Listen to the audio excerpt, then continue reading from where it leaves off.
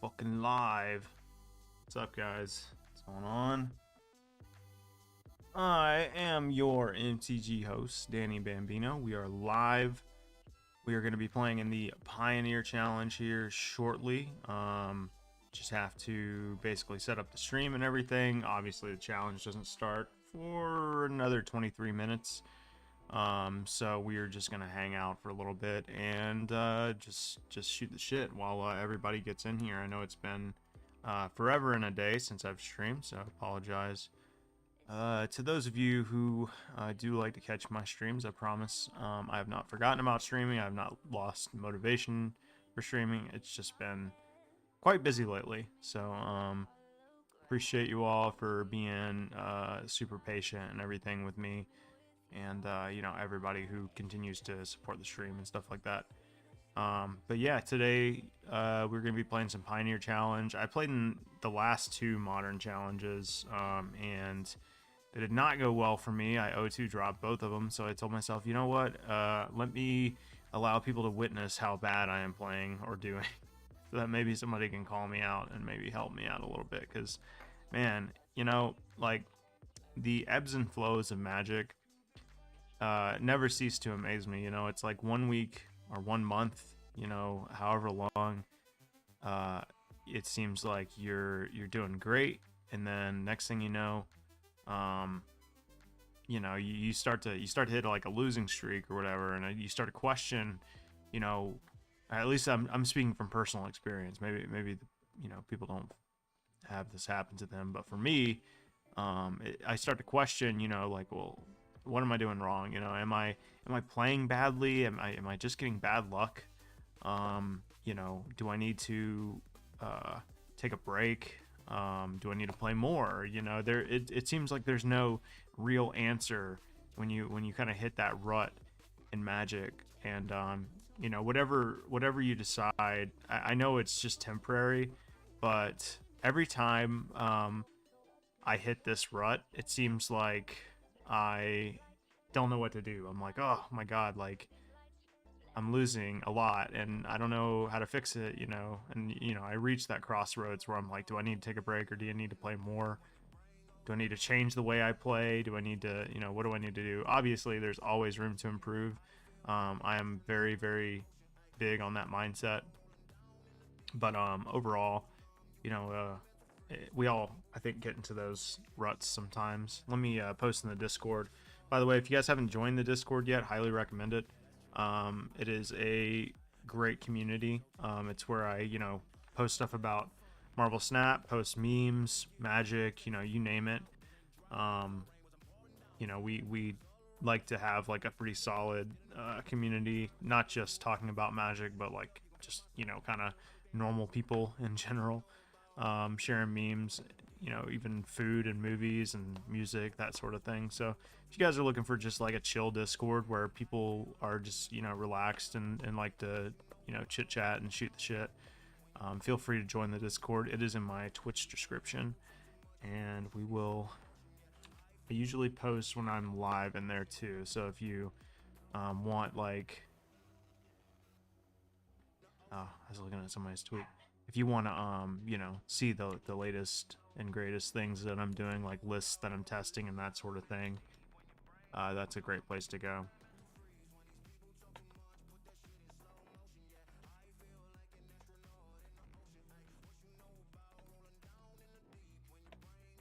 All right. We just posted in the Discord. But yeah, I hope you guys are having a great weekend. My weekend is going good. Definitely much needed rest. I'll be working next weekend. I considered going to the SEG Con that's coming up and playing the new set for limited. Historically, I've had like a lot of success in those events.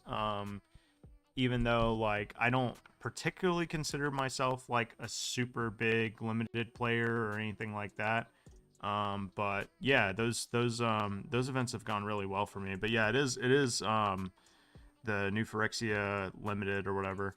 And it'll be release weekend too, which is even more interesting because it's like people people can evaluate cards, right? But there's no like, you don't have that actual prep work that you would for like a normal event unless you've like actually like printed the cards, proxies I mean, and like played with them, um which I'm sure a lot of people do, or some people maybe.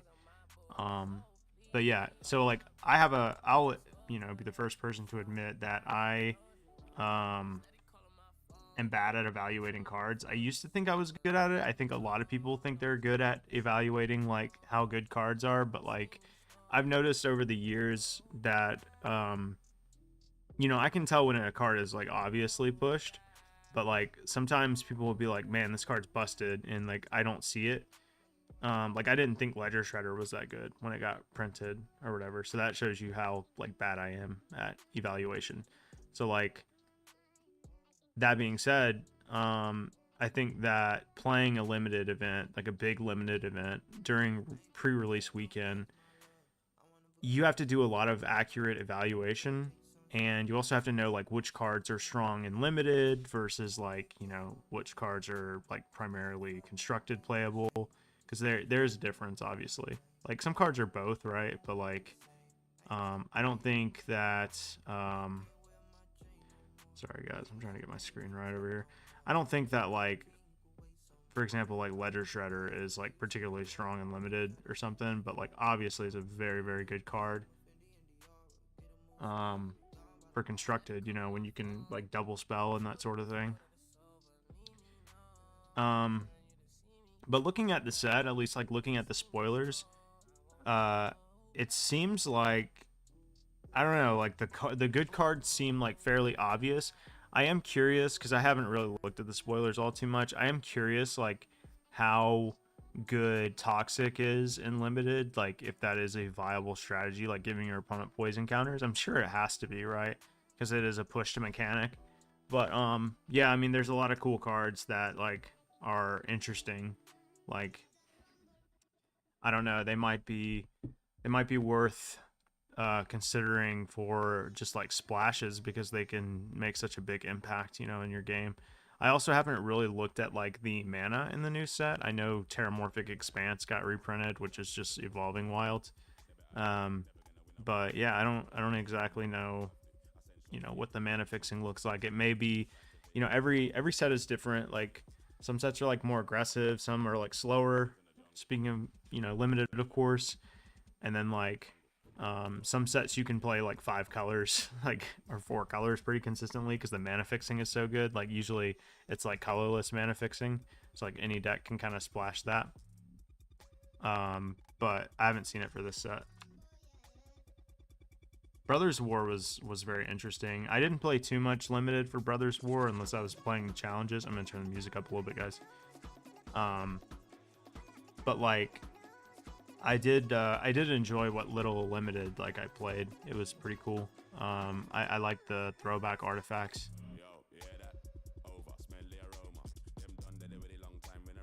But yeah, it's an interesting one too. Like especially like cards that I thought would be good. Like Ashod's Altar or whatever it's called, like makes mana if you sacrifice creatures. I'm like, oh, that's a banger and limited, right? And people are like, nah, like definitely don't want to be sacrificing your creatures for nothing, But I don't know. I was just thinking like to do belligerent shit. But the limited challenges that I did play in, I think I played in a showcase. I didn't do too well. I had what I thought was like a good deck, but like I definitely would queue into people who like obviously had like more experience in the format than me, but also like their decks were like better than mine. Like if I'm being honest, I played against one guy that, you ever get like a limited pool where you just have like removal for days? Man, I swear like those are like low-key the best limited decks you'll play, because like you just have an answer for everything. Even if your like win cons are like pretty medium, if you just have a limited deck that's like full of removals, sometimes that can just get you there, because you just answer everything your opponent does until they like run out of cards. Obviously you gotta have some kind of card advantage engine, right? But like you have a couple of cantrips, a couple of card advantage engines, and like shit ton of removal, you can really get there.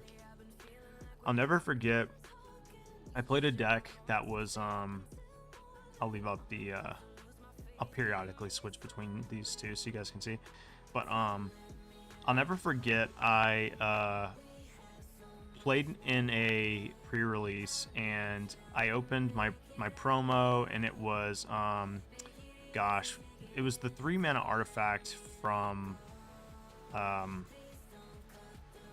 man, Aether Revolt, I think. It like taps, you have to spend 3 energy and you tap it and it deals like 3 damage to something, and every time you cast a spell you like generate 2 energy or some shit. And I was like, oh man, this card's ass. And like I proceeded to open another one and just like no win cons, like it was so bad, I thought. And I ended up just building this like Grixis deck with like nothing but removal and like a couple of creatures. And it was so goddamn good. Like I was just like rocking people left and right with this deck, because people would just like run out of cards, man. And that artifact, those 2 artifacts ended up doing work. Like they were a win con in and of themselves. So it's pretty cool. So I guess like long story short, like I do feel like limited pools that are just like nothing but removal and like a handful of threats or whatever, even if they're just like vanilla like 4-mana 4/5s or something, like you can definitely get there with that type of shit. Obviously I'm generalizing, but if you guys want to talk about this list, we can. This list hasn't really changed too much since like the last time I played it. I've just been basically working off of like Levunga's list, who is like an incredible Rakdos Sacrifice player. I pretty much just go to him for all of my advice. I have like players in every pocket of like archetypes that I like network with, and I just, anytime I am about to queue up a deck, I usually go to them for like advice on what they would change and that sort of thing. And he's my go-to guy on this archetype, and I love it right now because frankly I see like a downtick in mono green and an uptick in like humans and angels, and that's basically what we're looking to beat today. We're looking to beat the creature decks. Alternatively, this deck can give people a few different looks. We have some versatile cards in here. We can sort of transform into like a pseudo Rakdos midrange, which is essentially what we are anyway, but like Rakdos midrange is like more mid-range than us. But yeah, I love this deck because it's playing like some of my favorite colors and my favorite archetype, sort of, in a way, because I don't know if you guys get this vibe, but like I have this theory, and it's probably like wrong or whatever, but like I feel like some people's brains are kind of like preconditioned to certain archetypes in Magic. And what I mean by that is like sometimes people will like be more predisposed to playing like control, for example. Like that's all they want to play, and they're not memeing, or they're not like choosing control because they like want to be like super IQ whatever. They're doing it because like it makes sense to them. Like that's what decks they fuck with the best or the most. And I feel this way a lot about like Rakdos decks and just decks with like a high density of like hand hate and removal. Like that is essentially what I feel like my style of Magic is, if I had to describe. Even though I play a very wide array of decks, for some reason like mid-rangey decks like this are always like what I feel like I do best, So Rakdos Sac is indeed Poggin. Yeah, I think it's good. I think it won a challenge like not too long ago. I was looking at the list, or maybe it was just a top 8, I'm not sure. But that's kind of where I got this list from, but it's got like some personal changes in it. I dropped the Ley Lines of the Void, and I'm opting to play like kind of how they had their sideboard with Go Blanks and Unlicensed Hearse. Extinction Event is personal choice as well. I know it can be awkward against like humans and stuff sometimes, but like I think it's mostly good against them. And also like, what else? It's decent against green. I know it's not like the answer, But if you hit like 2 Cavaliers with this, I think it's worth it. Besides, that matchup is horrendous anyway, so we kind of need like everything we can get there. I'll be honest. But it's definitely winnable. I've seen it won like plenty of times. It just seems like a matchup you tend to want to avoid, which is kind of weird because I still do think in a lot of ways like mono green is the best deck in Pioneer. Like, I'm a mono green truther, but I definitely think that it is on kind of like a down tick. Plus, like, people I don't think really enjoy playing it. I might be wrong about that. I think most people, I know like one person who like actually literally enjoys playing mono green. I think everybody else that plays it pretty much just plays it because it's a very strong deck. But I could be wrong. I know there are a lot of people that do like big mana decks, and that's fair. It does kind of fill that role. That's the unfortunate thing about it for me, is because like I think my personal opinion, and I don't like to like, you know, I don't like to speculate on bans too much because I'm usually wrong. I've called a couple of bans, but like I'm generally wrong about bans. I think mono green and Pioneer just tips the scale into ban territory. Like I think it's barely over the line, and I think that's why it's taken so long for Wizards to like take any action on it, because like I feel like it just barely kind of walks that line. Like, on one hand, it's a very straightforward deck that is doing like such a simple thing that seems like it should be beatable, and in a lot of cases it is, right? Like, you see like mono white humans and I don't know, any like aggro deck play against them, like heroic, like it's embarrassing. Like, those aggro decks beat down on mono green, so it's like, oh well, like it's fine, you know what I mean? Like, it doesn't, I don't know, it doesn't seem unbeatable, right? Which is like the whole point generally of banning something. But then you watch all the other decks play against it, and it's horrendous, man. Like, it's like embarrassing to play against mono green sometimes, because they're just like almost like on a modern deck level of powerful, you know. It has an infinite combo. It's super consistent. It doesn't need fetch lands, but it's like making a ton of mana, going off as soon as like turn 3 and 4, basically, you know what I mean? So like, I don't know, that's my rant, that's my speech. I just think like the matchups is bad again. It's just a polarizing deck, one way or the other. I think it's more polarizing against you know, the field than you would see like against it, because I've also seen mono green beat like the decks that it's supposed to lose to, which is, you know, obviously that's going to happen sometimes. It's usually because a player kept a bad hand. But like, my point is, like, it is just such a strong deck. And it's also kind of miserable to play against, if I'm being honest.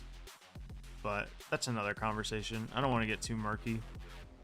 But yeah, I see it kind of like the whole like Yorion argument, you know, for Modern. When Yorion got banned, they were like, this card's just unfun. It takes too much time to mess with, like the decks that it's making, the shuffling. Like, I don't know. If you've ever played against green and like they're like tutoring and doing all their stuff, like even a good green player, you know, has to count their mana. They have to make sure they're representing everything properly and stuff. So it's a lot of checks and triggers and all this shit. A lot of lines. It takes a long time. I do kind of feel like new Magic cards are kind of becoming that way, but maybe that's just hearsay, you know?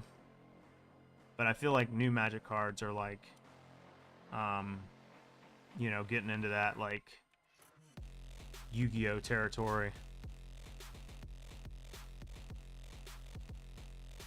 where they like have a wall attacks, not necessarily a wall attacks, but just, I mean, look at Omnath, for example, you know, too many triggers on that card.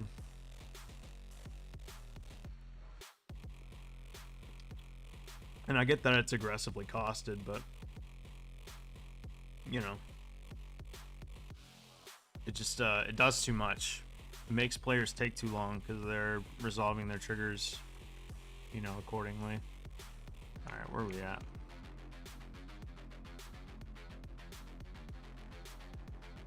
Close this really quick.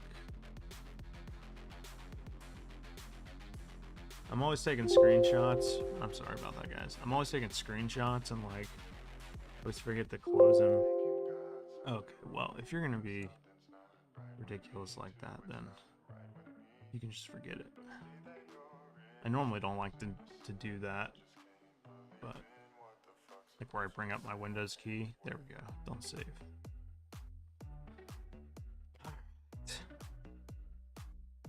Any predictions out there for what the field's gonna look like today? I'm thinking, obviously, like with my pick, I'm hoping it's gonna be mostly like humans and a little bit of angels.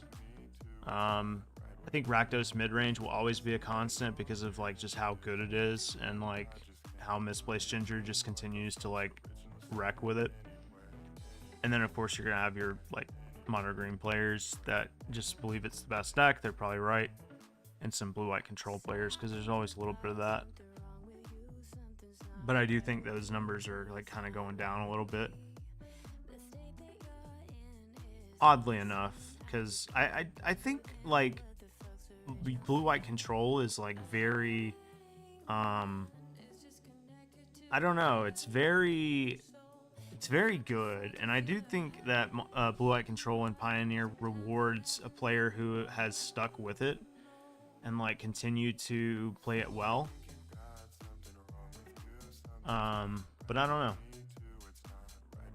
I've just seen a lot of the same names like continue to do well with the deck, and it doesn't surprise me because it always seems like, I don't know, man, like it's got some bangers in it. Like Farewell, such a banger, such a good card.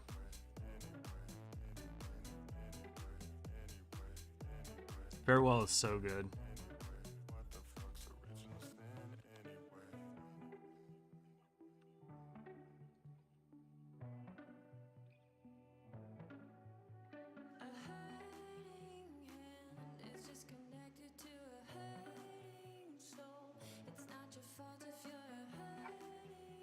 Is this new?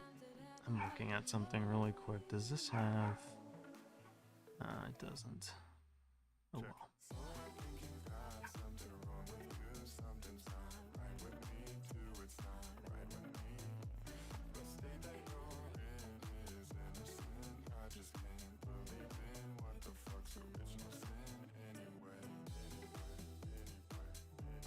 Let's see, let's upload this really quick. Life Too Quick is our opponent's name.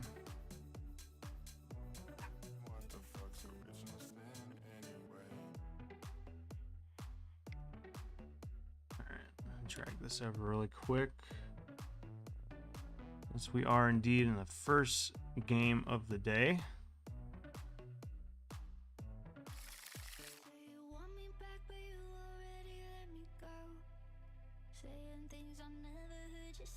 Alright. This hand looks reasonable. It doesn't have any like real action, but it's got lands and spells. I like Claim the Firstborn, Deadly Dispute, obviously. Mutavault is a good sign for us. Starting on Mutavault is a little odd.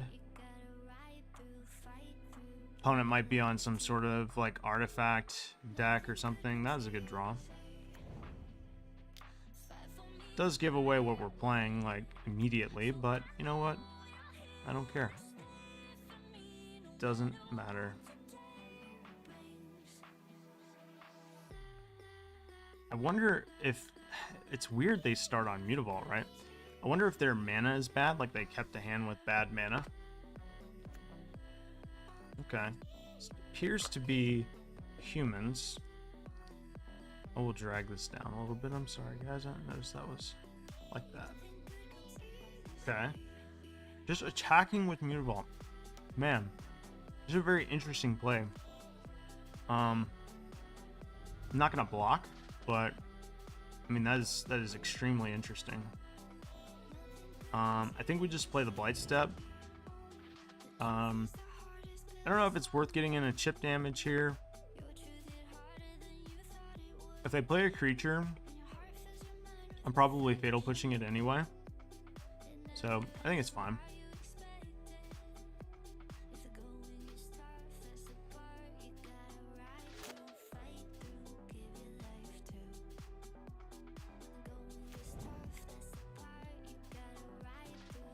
Double Mutavault. Wow, this is like such a weird start to the day. My opponent's mana is so bad. Brutal Cathar. Okay. So like in response, I could Deadly Dispute that. Alternatively, I can literally just claim the Firstborn and sacrifice his Cathar. I think that's better.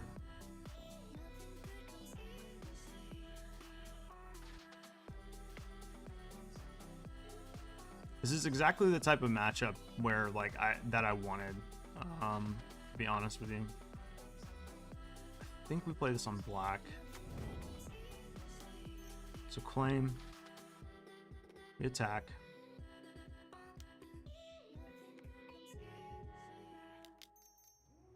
Sacrifice this. Draw some cards. Looks great to me. We're off to a fantastic start.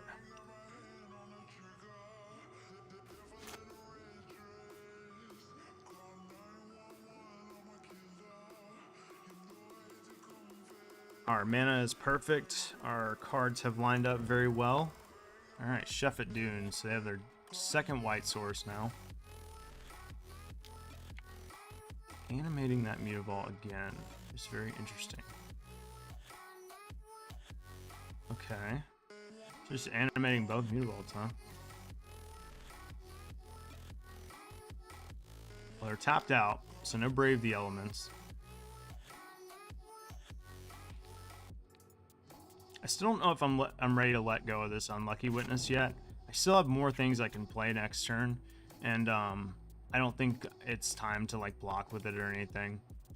I like just getting in more chip damage. It's added up so far, and then of course playing Fable. But I love where I'm at right now in this game. Oh, fantastic. I still think we play the Fable first.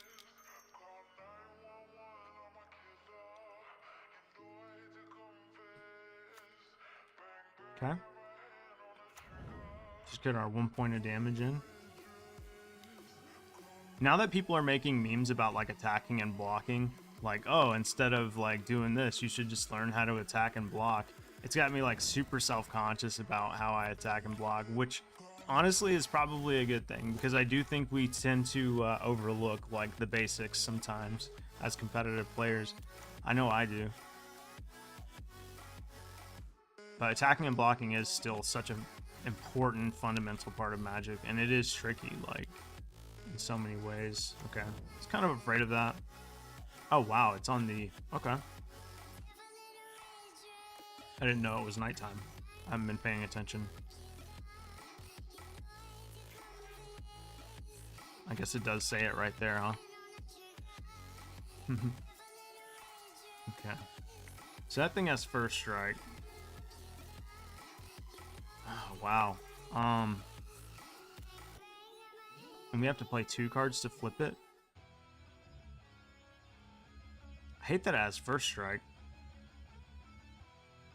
This might be one of those situations where it's best to just meet Hookmasker now to take that thing out. I don't love it, but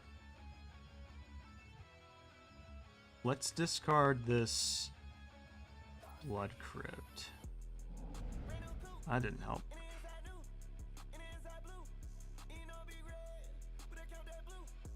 I mean, I hate this in general, right?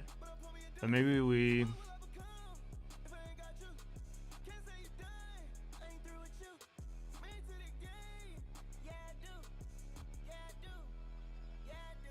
I mean, we could just be in double Mayhem Devil territory, like Mayhem Devil this turn, Mayhem Devil next turn.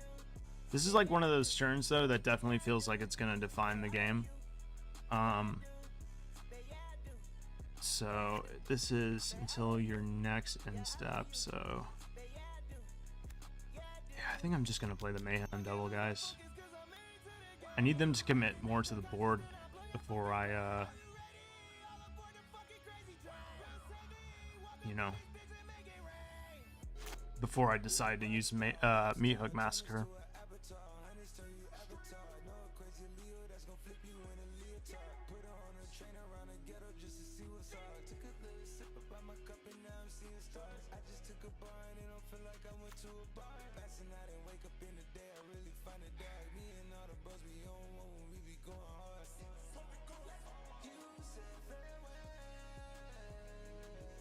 What are you doing over there? They've got 4 cards in hand. That's a lot.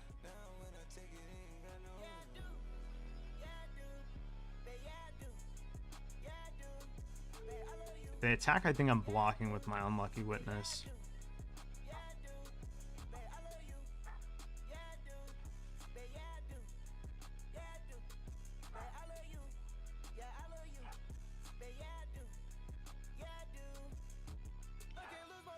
What are your guys' thoughts on, for those that are here, what are you guys' thoughts on, like, hand hiders, like, hiding your hand when you play in these things? Because these are high-stakes events, in my opinion. You know, $30 entry, like, that's kind of significant, but also, like, the prize for winning first. I've won 2 challenges last year, and, like, the prize for winning first is pretty significant. So I was just wondering, because I thought about hiding my hand for this. Like, I have a little, like, thing to hide my hand, even though it's, like, not perfect right now. But I don't know if I want to use it, you know what I mean? Oh, it's locked, that's why. Yeah. Like, that's what it looks like. But, I don't know if I want to, like, go that try hard.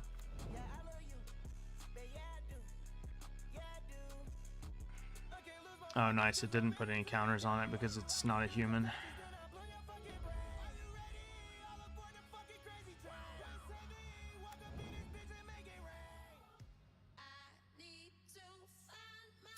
That's a really good draw. So, 1, 2, 3. Play this, right?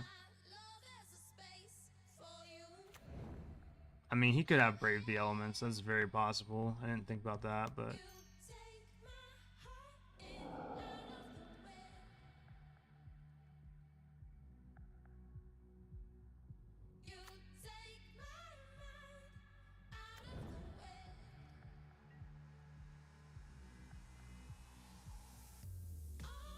I think we are attacking with both here. Okay.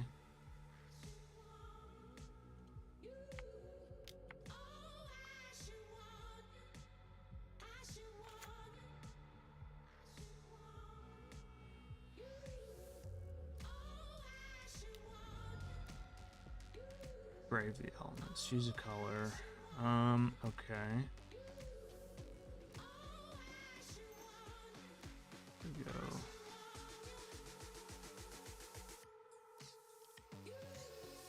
Here. Here.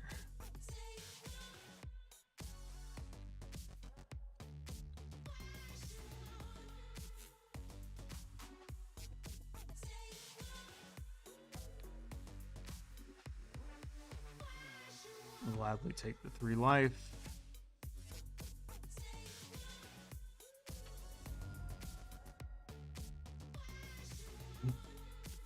No, it's all good. And then guess I'm sacrificing. I just want to get rid of this. Maybe I was wrong.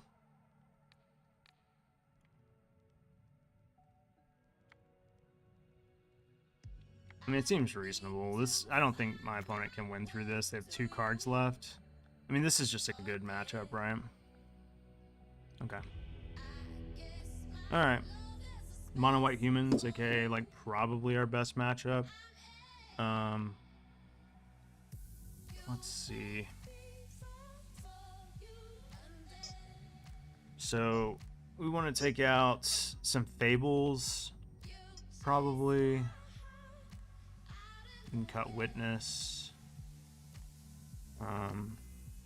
Dreadbore is definitely coming in. Braid. Let's see. Dreadbore, Braid. We have another Meat Hook. And we have an Extinction Event. So we need to cut 4 cards. So we can go here, here. Actually cut 2 Fables. We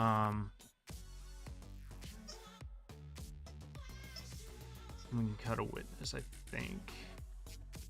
I don't know. How do we feel about like cutting all the how do we feel about cutting all the Fables? It's not the best card in this matchup. It's kind of slow, especially on the draw. It's like a 4-cost card if they have Dahlia. But it does kind of fucking grind, and I like that. Like from like a standstill, like once I've kind of wiped out all their creatures, like I need to continuously like draw relevant cards. So it's probably worth leaving some number in. Not going to bring in the Karizev's expertise. Lavunga says that, I hope I'm pronouncing his name correctly, but he says that they come out in this matchup, so I'm just going to go with his word over mine, or what I think. I think this is fine. I think leaving in 1 Fable for the top deck, like later on in the game, is fine. I'm sure I'll start with it in my hand, though. That's usually how it goes.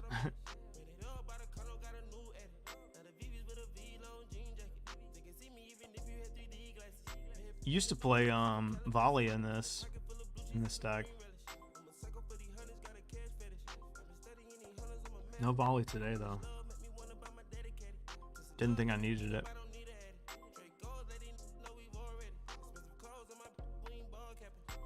Yeah, this seems like a good matchup though. This is exactly what we wanted. So at the beginning of this, I said that I thought the field was going to be humans, angels, some mono green, some blue-white control, like lesser blue-white control, but like something around that, and like obviously always like a good number of Rakdos mid-range, because it's just a very good deck. Phoenix kind of comes and goes, right? Like I haven't played Pioneer in a good minute, but it seems like Phoenix is kind of in a weird spot right now.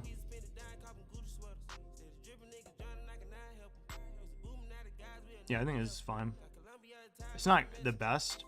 Like I could see this hand coming up short if I don't draw like a oven or something, or if they have like significant amounts of graveyard hate, it could be bad. If they have like, you know, if we don't draw like something to steal their creatures or whatever, but yeah. Forgot about this card. Very good card. I think we just play the cat this turn.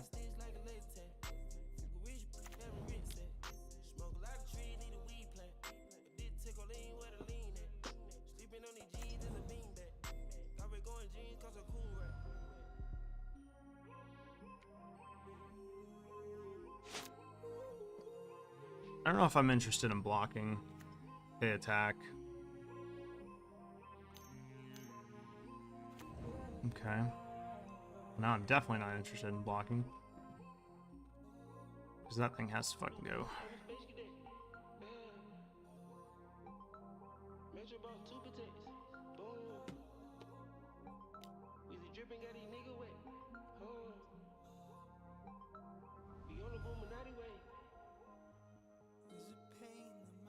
Okay. It's a pretty good draw. So now I can kind of save my Eaten Alive.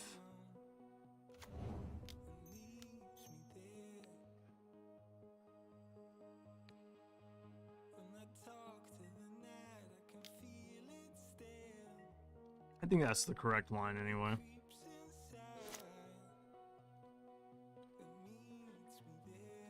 And it makes it to where, like, if we draw, like, a Claim the Firstborn or something, that's live.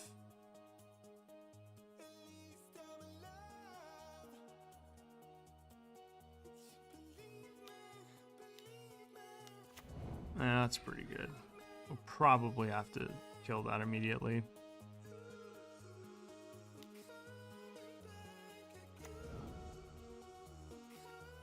I like Eaten Alive because it's relevant. The Exile is very relevant against this deck too, because they do play Extraction Specialist. That's a good card, damn. It's unfortunate that we drew it in the way that we did. I don't think we have time to, like... Creature. Don't think we have time to play Witch's Oven this turn. That's the problem. Like, I mean, I guess I could play Mayhem Devil, but that's so bad against Cathar. How much damage would I take? 4, 6, 9. That would put me down to 5, and then we would get our cat back. Yeah, we can't do that.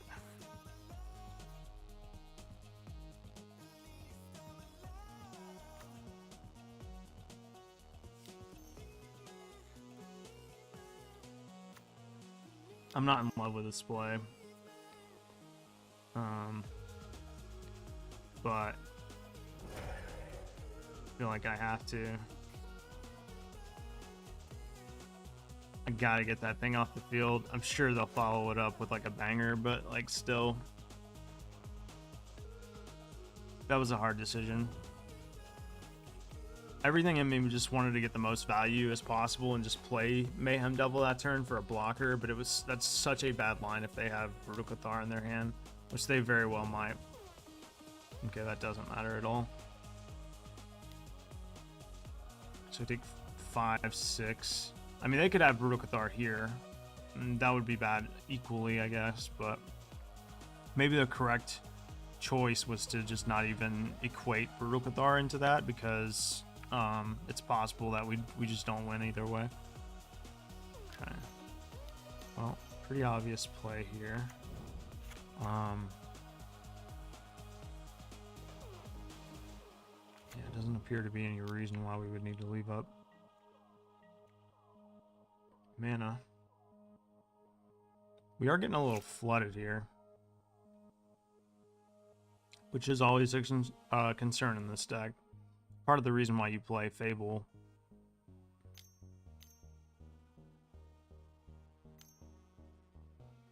Yeah, see. So we knew that was going to happen. Question is, do we take 6 damage here and go to 2? Or do we just crack our Mayhem Devil? If we don't, we take 4 and go to 4. Yeah.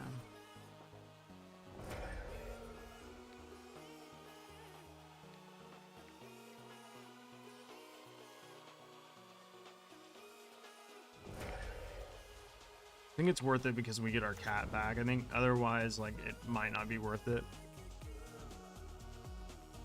Okay. Because cat's gonna buy us a lot of time as well.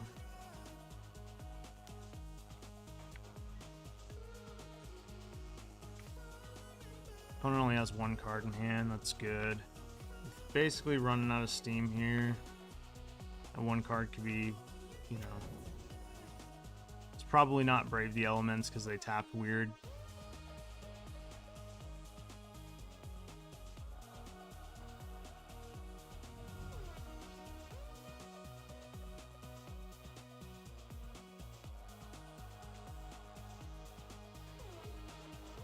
Okay, that's kind of cool. I mean, we need another... Well, is it worth playing... It's kind of weird to say, but is it worth playing the cat this turn? Or holding up Den of the Bugbear as a blocker. I don't know. It's fine to play the cat.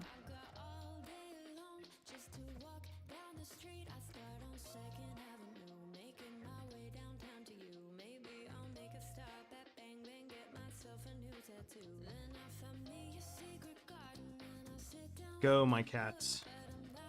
Save me. Prevent my opponent from killing me.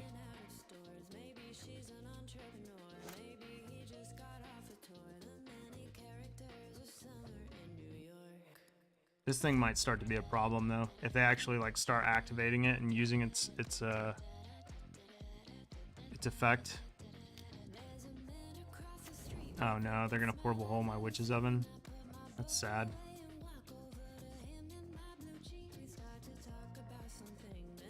Wish I had a deadly dispute. Oh. Okay. That seems odd.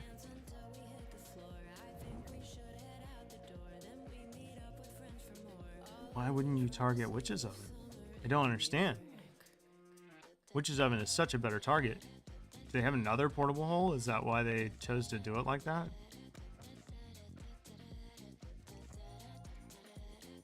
That is so weird.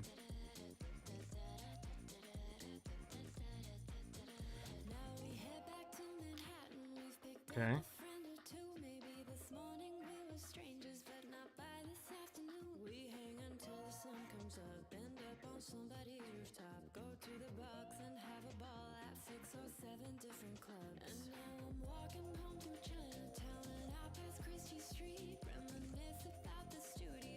Man, my opponent's taking a long time. It's kind of weird.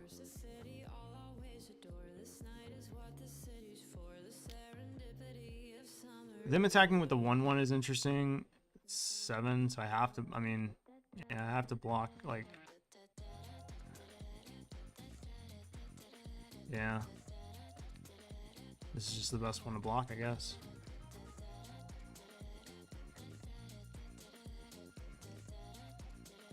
We take 5.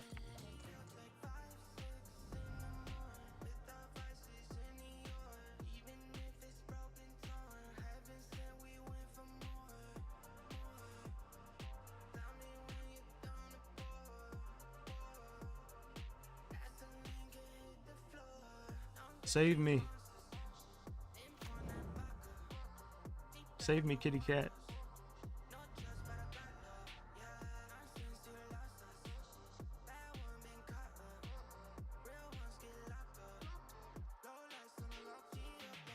Oh boy, that's a good draw.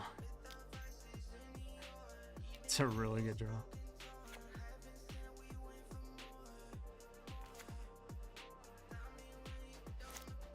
I just got excited. That is an extremely good draw. Oh my god, I think we just won this game.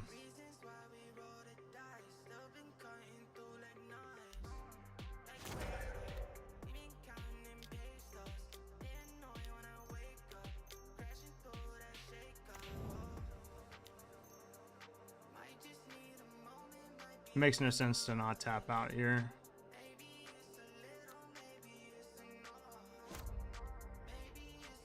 Oh, I'm so happy. That was so good.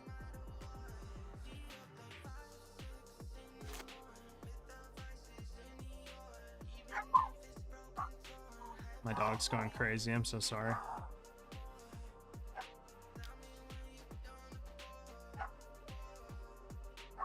I'll mute my mic, guys. I'm sorry.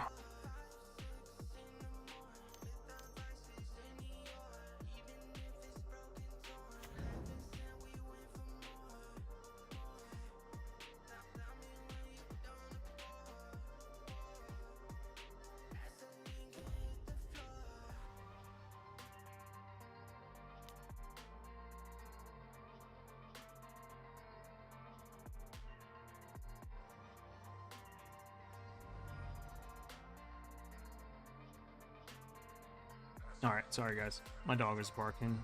And he still will, but you guys will just have to deal with it.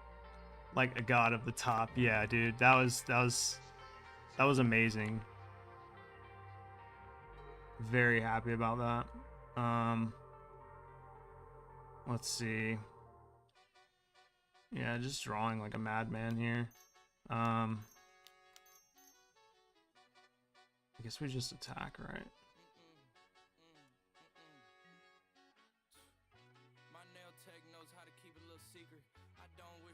Is there any reason not to? I mean, if he queues up Mutavault, I'm killing it.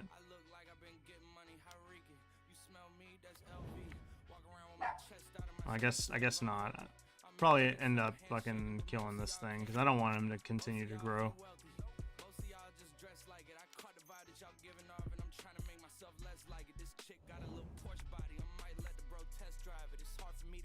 Probably should have let the cat up for that reason.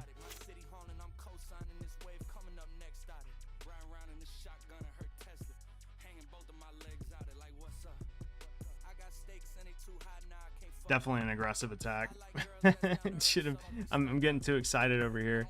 That meat hook massacre was. Whew, might have been that is the best meat hook massacre I've ever cast, I think.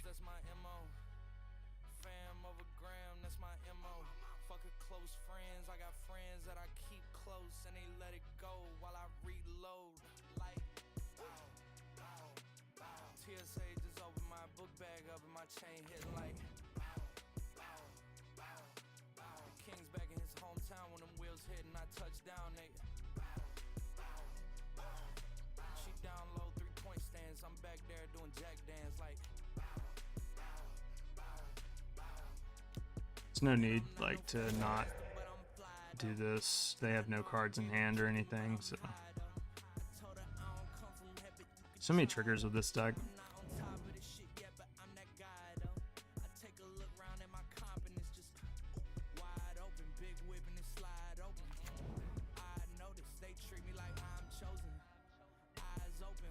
Just take the 3.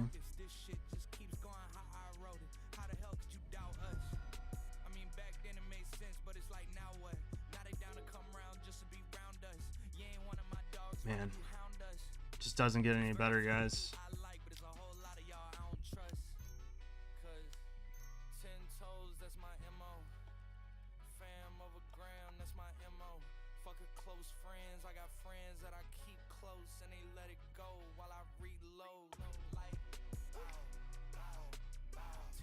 Sorry, opponent said it was their first tournament, so I'm just like telling them like it's fine, like you're doing fine.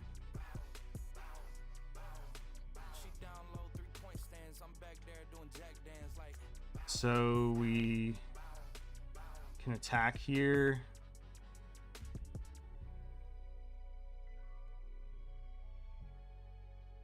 Right.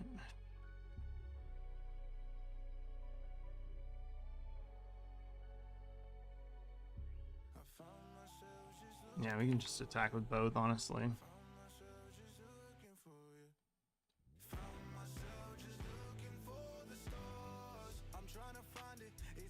Yeah, this is exactly the matchup that we want. So like obviously it's gonna go like in our favor. Like I did a couple of things that I think in hindsight were probably a little aggressive. Like I definitely should, you know, make sure that I'm not gonna leave myself dead or anything.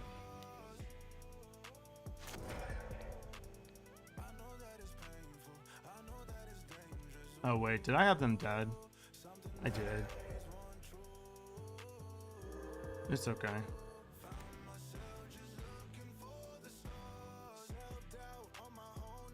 Silly me. Because we can put them to 1. Yeah, so I should have just pinged them. I gave him another turn for no reason.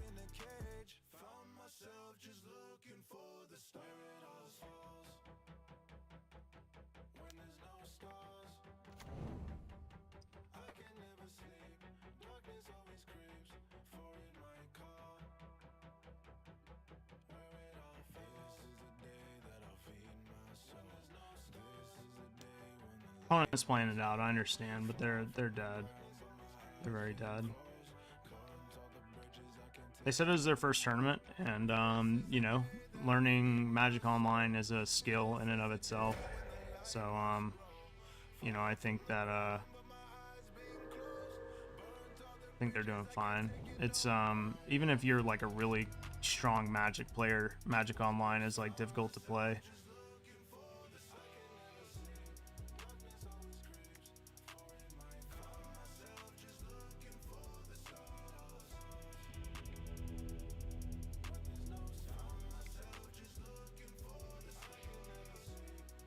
Hi, I want to offer promotion of your channel. Look at the sweet prize I won. No, thank you. I appreciate it though. Yeah, opponent's first tournament. You know, they played well. They didn't do anything particularly wrong or anything like that. Yeah, exactly. Exactly.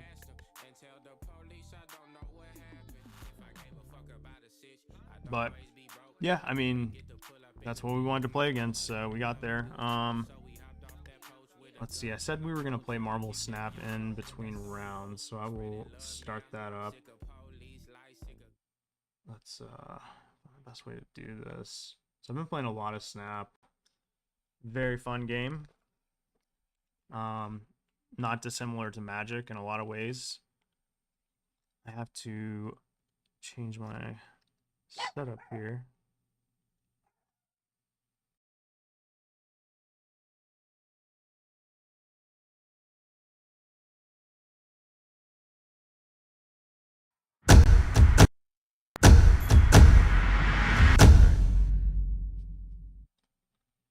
Totally different look. I've been playing this here, let's get some of the music in here. I usually don't play it because I'm listening to my own stuff. Yeah, so I've been playing this this variant of Sarah Surfer lately, and it's been very strong. Obviously you can see like kind of what it's doing. And we're just gonna do this like until the next round starts. Once the round starts, we'll jump back into Magic. I just wanted you guys to not be bored while we're in between rounds. And you can also tell me if I'm playing badly in this game. But yeah, we got Kingpin here. Obviously, like Polaris, Arrow, Juggernaut, all ways to trigger Kingpin. So yeah, I mean, it's pretty straightforward, but also it's a very fun deck. Oh, I know why that thing is doing that. It's because I don't have up. There's usually a deck view, but we're gonna turn that off for now.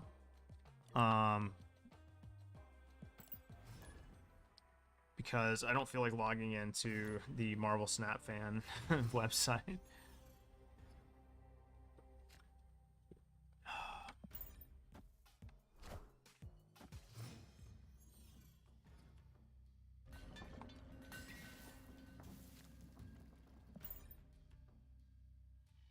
Obviously, we've got the Killmonger here. Opponent snapping already. Very interesting. Usually you don't snap with X-Mansion, like, because you don't know what you're going to get, you know? So opponent is very confident about their hand for some odd reason. Alright. It's good for us.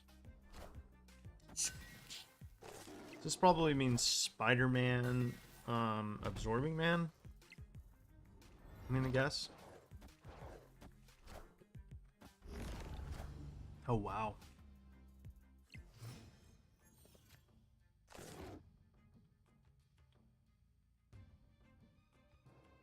That was interesting.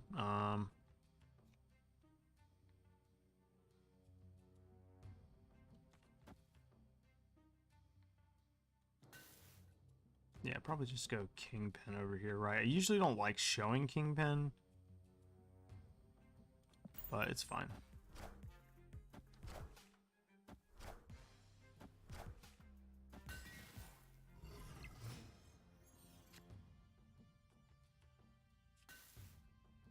We have to play Sarah here.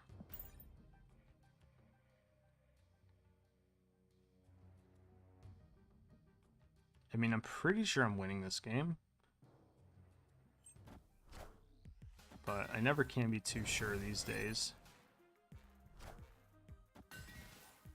Well, that's unfortunate.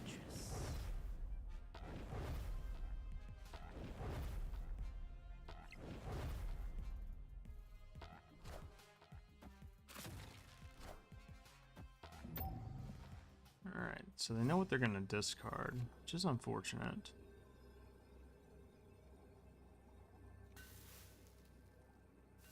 If we make them lose their sunspot, they go to 30. We would be at 23. They would lose 0 as well. And we grow all of our stuff.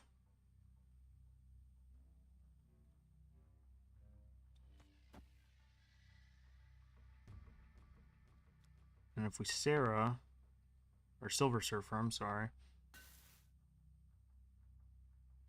it's going to give us 9 power in the mid. Not a lot to the right, which is problematic. It would give me more than 9, I guess, because we would just play it mid. Fuck it. I want to know what I lose to.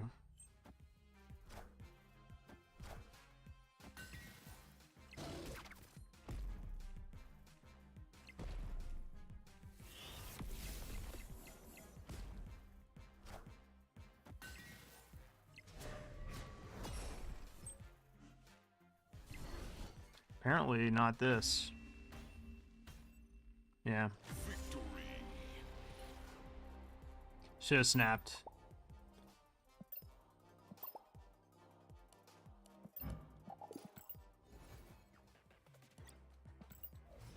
He's the sweaty ranks. The sweatiest of ranks. How much time do we got? Need to keep an eye on that. 9. Oh man, we finished kind of fast, huh? So we got like 12 minutes, give or take. Whoa, what the fuck? Oh, the Triskelion. And we're kind of like a, we're gonna discard this, which I'm fine with. I don't really care. Kind of like a destroy deck right now with that random hand that it gave us.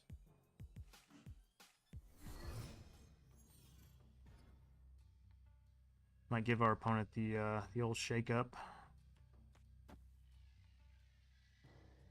I don't want to put it there, because if they go like armor left. Fuck. Okay. Yeah, perfect. See.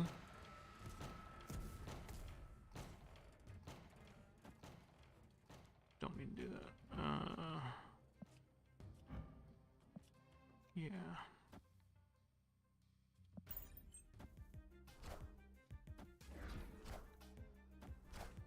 Don't do Human Torch. God damn you.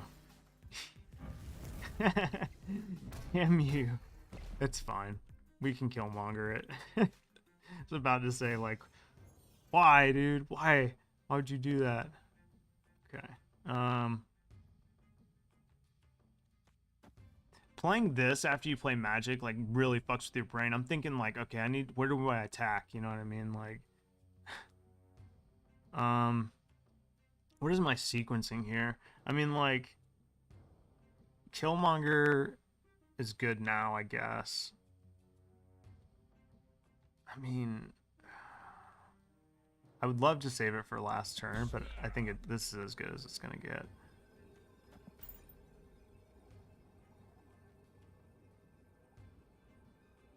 I mean, hitting an Ebony Maw and a Human Torch is pretty good. Okay, so they're gonna get one of my 5 drops, Sarah or Black Bolt. I don't know if it's randomized. Hell yeah, grows the Deadpool. I mean, I think that's a pretty good turn. Turns it into a demon. Yeah, so we go like Sarah left. And then next turn we can play a lot of cards. It's gonna suck if they leech me, but at least we can put a lot of power on the board. Opponent snapped. Okay. I mean, I feel like this is a leech, to be honest. It's hard to tell what they're playing because, like, when the Triskelion is around, like, it kind of like, okay. So that's fine. That's perfect. I'm okay with that. Still beating you mid. Okay, so can't trigger Kingpin. Just not worried about that. So we got Brood left into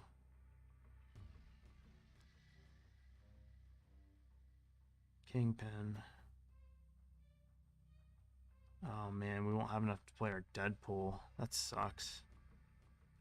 But this is the correct play.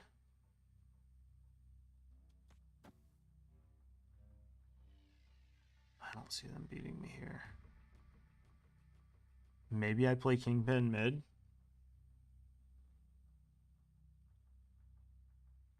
3, 6, 9. 15 power left.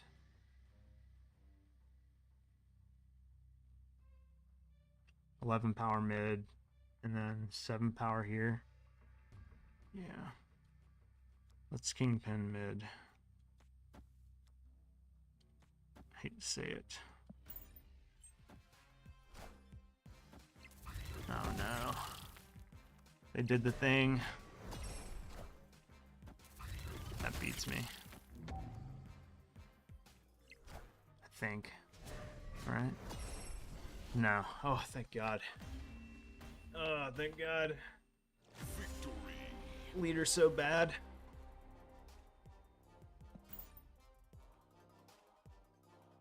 I want to hit infinite, but I honestly, like, I don't know. I don't know if I want to make that push, you know what I mean? Like, I don't want to rack my mind around Marvel Snap. I play Marvel Snap to, like, chill out. Let's see. How much time do we got left? That's not it. 5 matches in progress. Yeah, we got time for more Snap. Sorry, guys. Okay. Yeah, these are when the games like start getting sweaty though. Like when you're fucking in these ranks, I feel like this is where people are like actually trying, like they're really thinking and shit. Oh, that kind of hurts. I mean, my entire hand was good, so like I would have been less sad if Lizard got discarded, I guess. Oh, that's pretty good for me.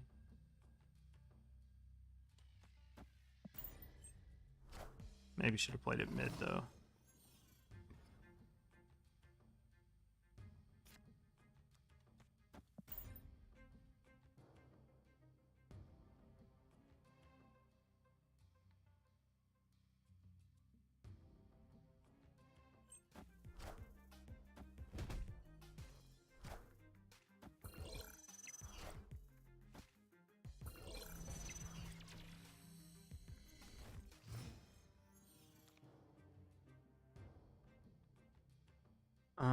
Okay, so we're gonna kill something, is what I'm saying.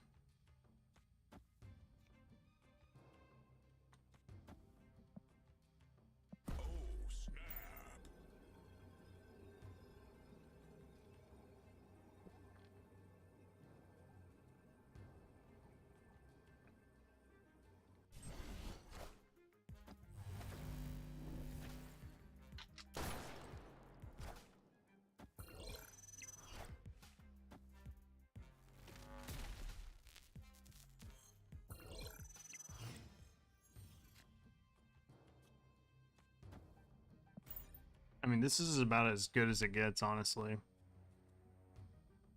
I guess they could leech me, and that would be pretty bad for me.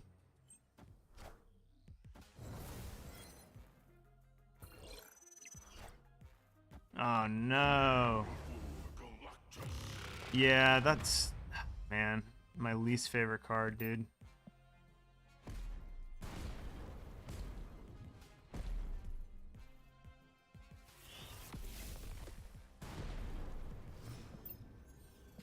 Have 4 cards in hand.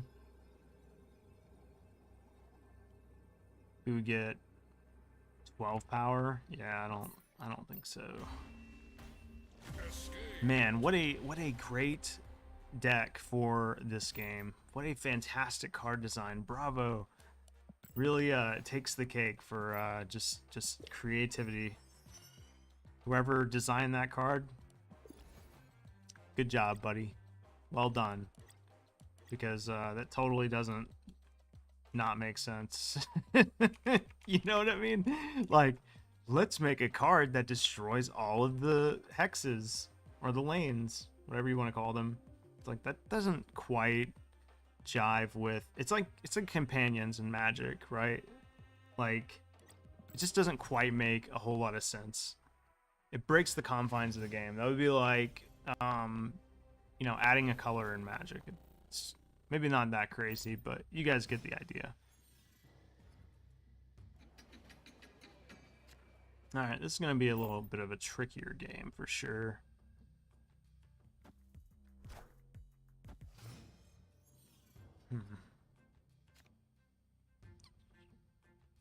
Okay. That makes things a little bit more predictable because now Danger Room won't be too hard to avoid. I don't see really any benefit in bringing his Polaris, or bringing his Daredevil over here. I have 6 cards in hand. I could just reveal a Kingpin now. It's really not that big of a deal. I don't like it because they typically try to fill up that side so where, like, you know, they can play around it. But at least we got the benefit of, you know, that.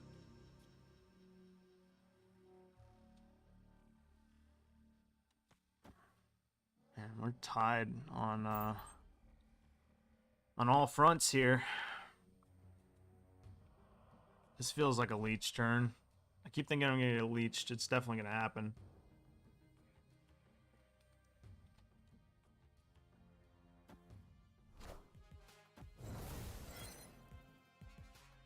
Friendly neighborhood Spider-Man. Well, I guess that's equally bad.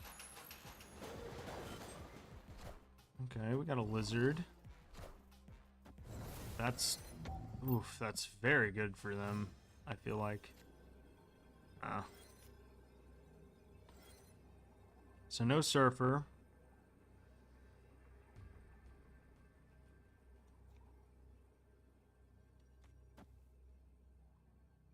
Seems like the obvious play. Go Brood to Killmonger. I mean, Killmonger doesn't kill anything on their side. That's kind of like the issue. Brood into Maximus, I suppose.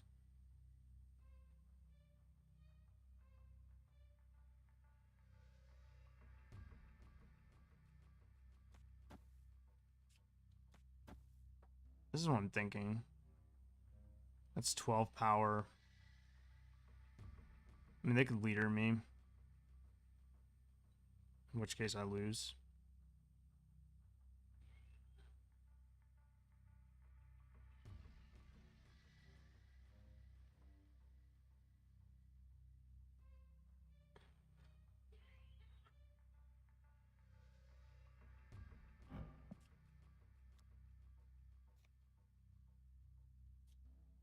I don't know what the correct play here is, guys.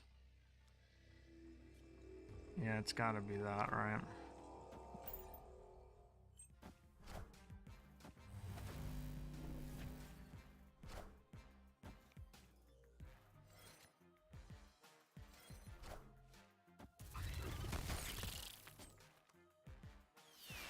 It's very odd they went mid. It's like I was obviously gonna lose mid. Wow. What a weird game. I mean, I was sweaty for sure. I wasn't sure what they had. Alright, I think our round should be about to start. Yep. Right on time, baby. Right on time. Alright, let's change the screen over.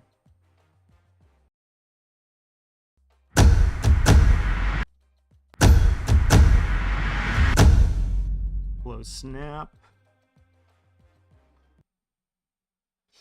Alright, cool. So we're 1-0. I don't know why my record isn't showing, though. Get that fixed in a moment.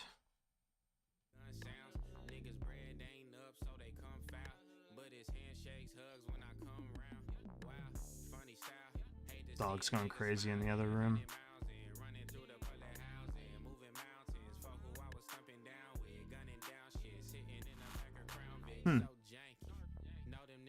I wonder if the link changed for this. There's like a widget for when you stream for updating your record.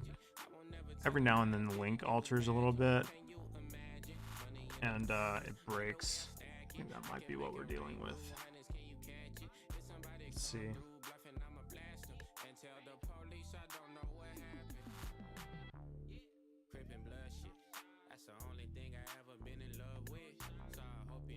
You know what? Screw it. I'll deal with that later. I'm not gonna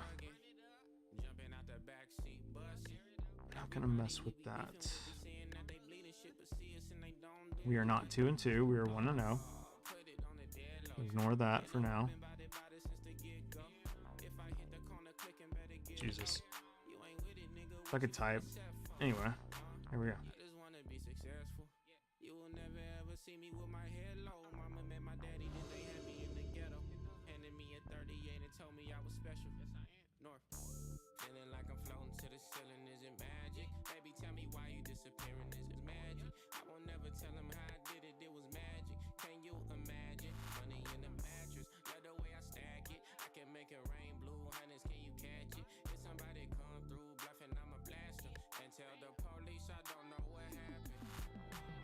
There we go.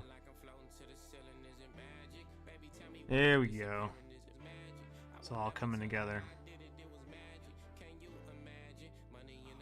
Opponent is Sandy Dog MTG. I don't know if I'm familiar with that person. They sound familiar.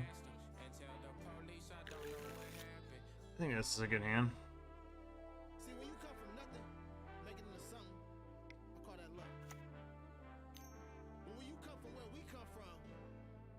Thoughtseize me, sure. I can't imagine they take anything other than Witch's Oven or Fable.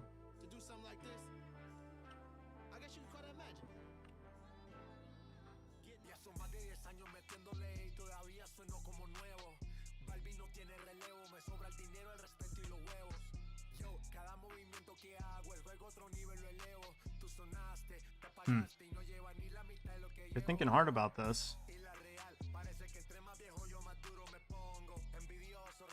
It's probably Fable. You want my honest opinion, opponent? Yeah.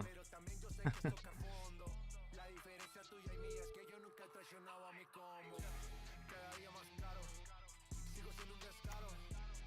think our play is quite obvious here. They're going to try to bait us to use this Claim the Firstborn. I want to at least try to get a Deadly Dispute out of it.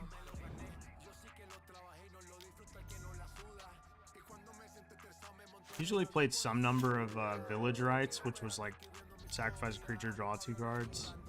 That one's pretty good. I honestly don't really want to waste a Claim the Firstborn on this Blood Tithe Harvester.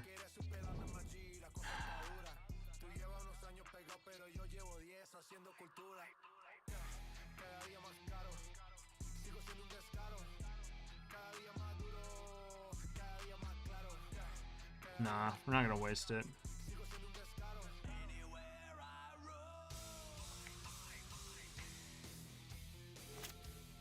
Try to get the most value out of this, because while I've got these 2 cards in hand, they're kind of held to like not playing a creature here. And if they do, we get like ultimate value.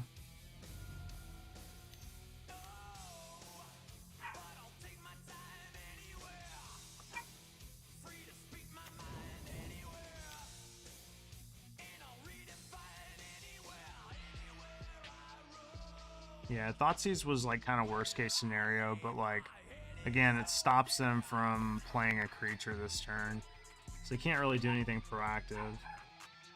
Therefore, we draw our Fable, and we are back in this fight.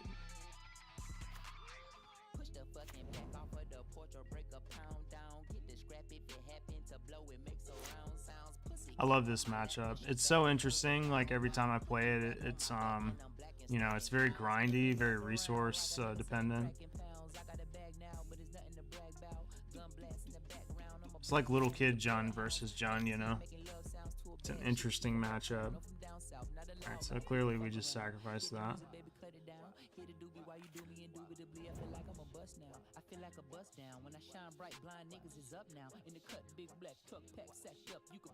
I'm definitely interested in discarding at least one of these lands. And with the Blood Crypt, obviously. Okay. I may even be interested in discarding both of the lands at this point.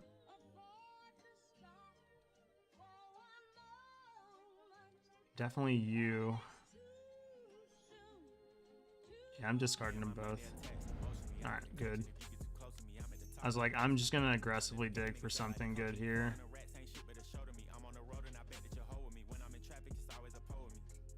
And they're going crazy. You can hear them. I am interested in playing this land, I think.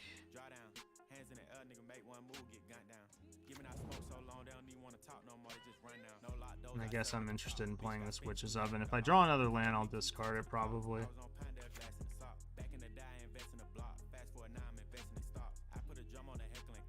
So also tell me if my opponent has any more removal.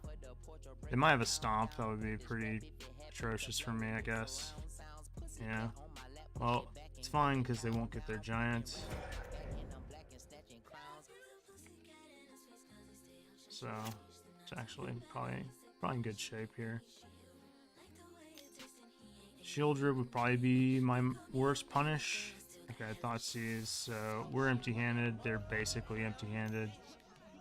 We have kind of better top decks than them. It's a good card.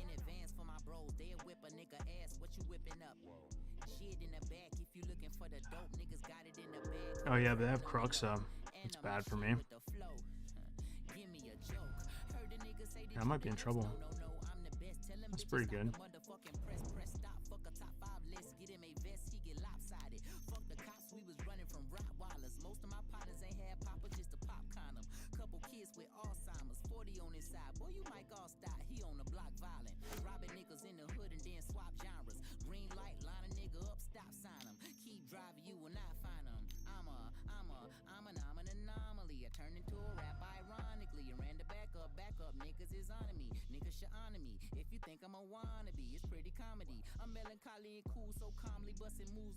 I think I've got a line here that's going to be very interesting, and I'm curious how it's going to play out.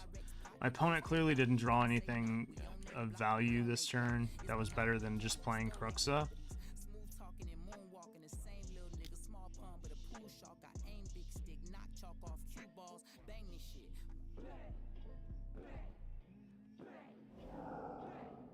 They're hitting me for 6 here. Hit me for 6 and put me to 1. I'm trying to think like what happens if I like don't block, and then like the problem is like this Cruxa swing would kill me.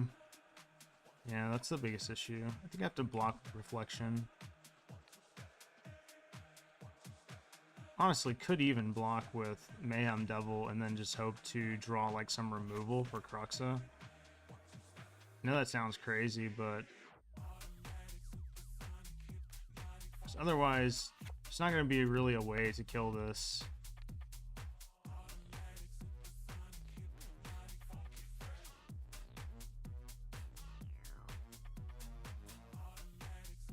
Yeah, I think that's my best line, actually. Seems very strange, but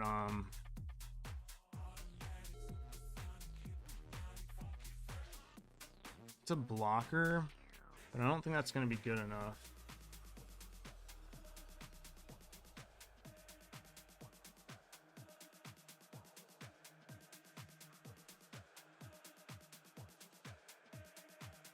I mean, I could block with it and gain 3 life and sacrifice it. I think I gotta try for something better than this. I'm probably pretty greedy.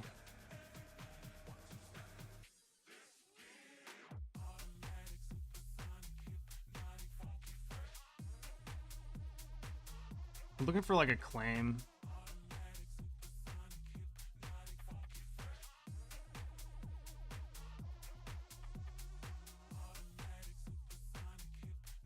So I can't beat a removal spell if I play Blood Tithe Harvester. So I might as well like go for something better than Blood Tithe Harvester. I don't know what's taking my opponent too long. Some people like double Q in these and stuff like that. It does kind of oh cool, the old record thing is up actually. So we can hide that.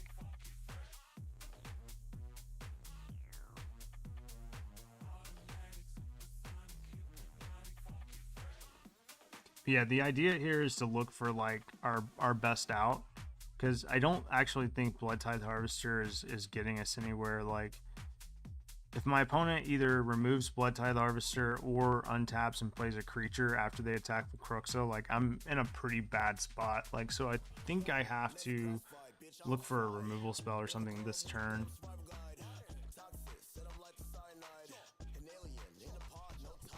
That's my thinking anyway.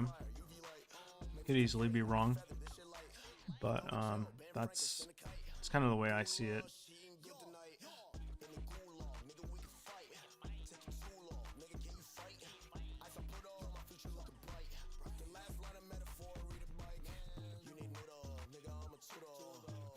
Taking a while.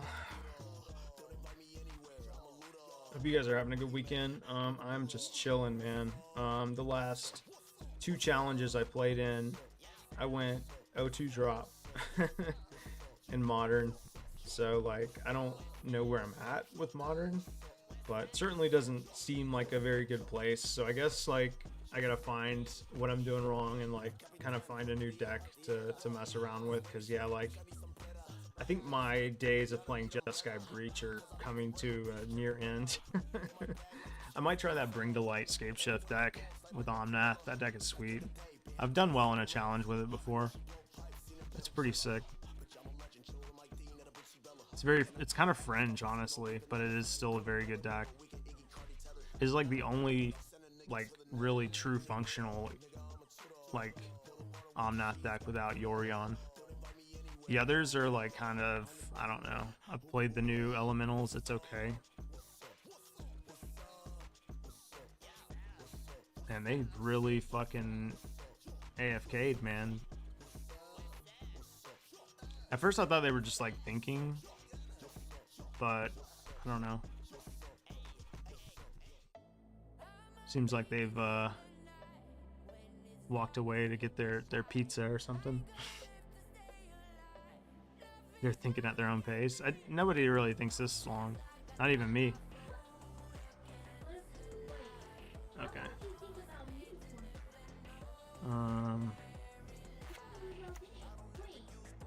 They're gonna hit me for 9 next turn. Alright, well, if they kill me, they kill me.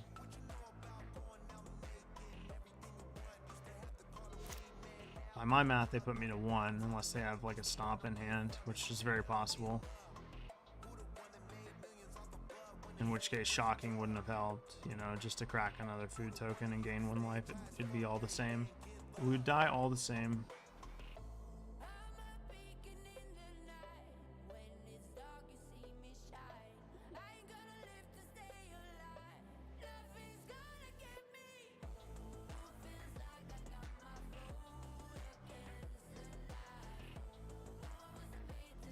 I mean, this is game 1. Like, at this rate, if we go to a game 3, they'll time out. So,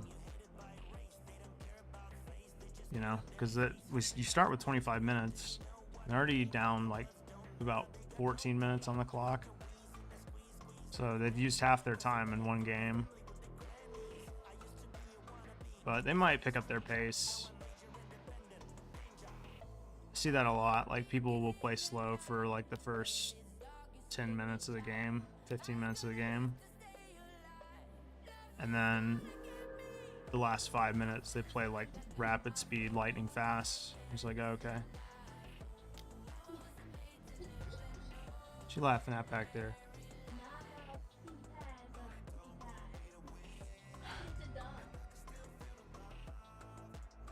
What?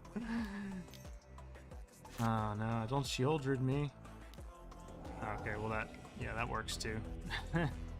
Thinking of which ways to kill me. See, that just seems like they weren't really there, because like that's an obvious play, right? So clearly they're doing something else. Let's see. For this one we want expertise. Pick out a couple of claims, I think.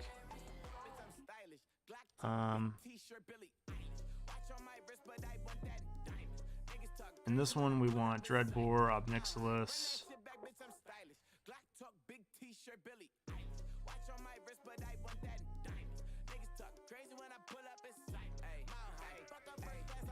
What else are we taking out here?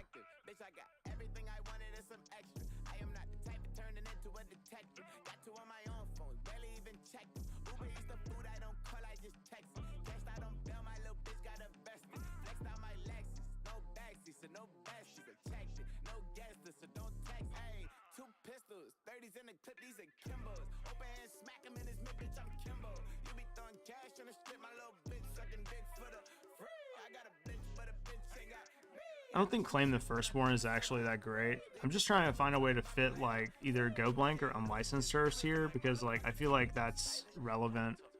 I also think like Extinction Event is okay. Just trying to think of like ways to maybe like couple of Fatal Pushes or something.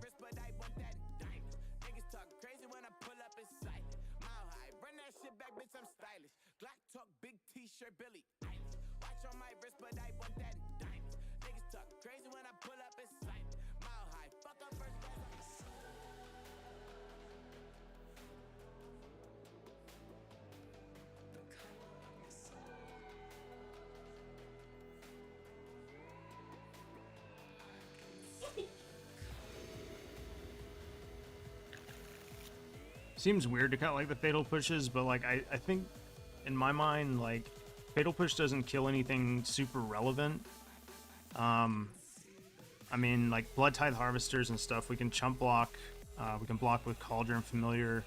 I'm really trying to target the creatures that matter in this matchup, I think, like Shieldred, you know, anything with card advantage. Like the only real benefit I think of leaving Fatal Push in is like you can Fatal Push the goblins from Fable, but like that's about it. Really, I think with this matchup is like kind of boils down to like resources. I'm not sure if that's how I should look at it, but that's kind of how I feel about it.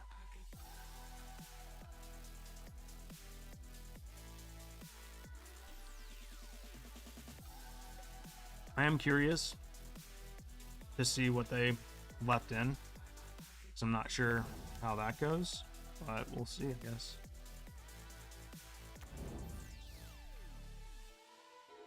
Definitely leaving my cat open to like a Fatal Push, but there are worse things in the world. Okay, they're just gonna Thoughtseize me and probably take either Blood Crypt or Deadly Dispute. Or not Blood Crypt, sorry, Fable. Yeah, it looks like Fable.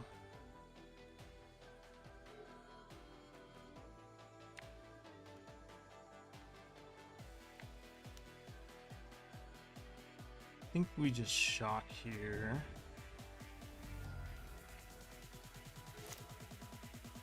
This is a tell of what we're going to do, obviously, but I think the Deadly Dispute is just too good to pass up here. Potentially draws us into another Fable, or, you know, 2 more lands. Okay.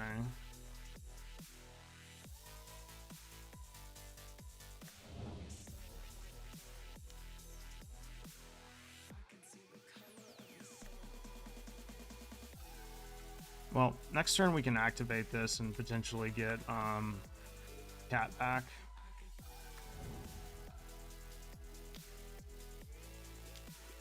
Or they're gonna Trespasser us. Yeah, that's unfortunate. Makes sense.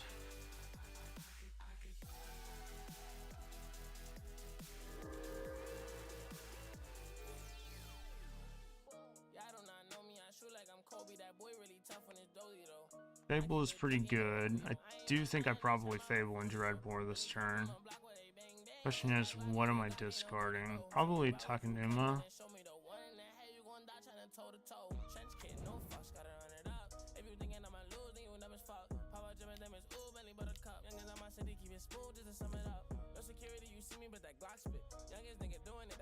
Dreadbore, discard Haunted Ridge, I believe.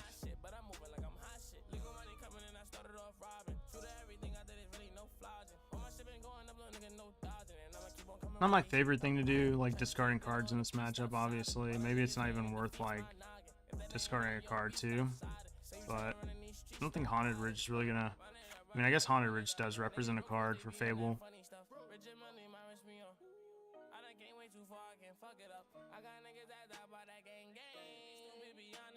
Man, they must be double queued into something. So there's no way they're taking this long on like these simple things.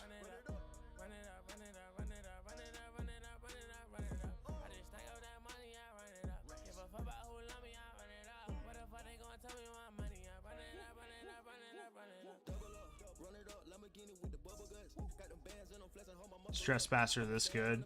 In what regard? Like trading like a card for it? Yeah, I mean, I do. I think that it's probably worth saving the Dreadboard there, like in retrospect. But I mean, this is the place we're at, right? We're gonna play Fable, potentially look at 2 new cards. So I think it's fine, honestly. But we won't know that until our opponent regains priority and you know, continues to play Magic with us. Clearly they're like double queued into something.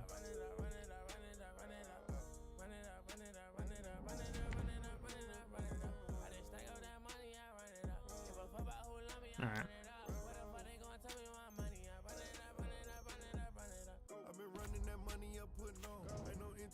Play our Fable.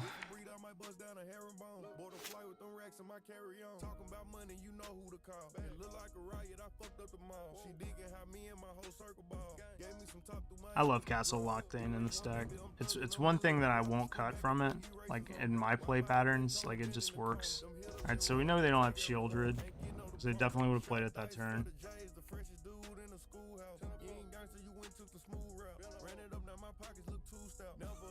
I'm okay with discarding Takenuma here.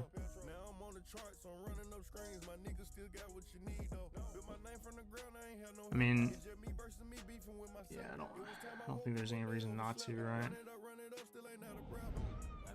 Okay. Not terrible.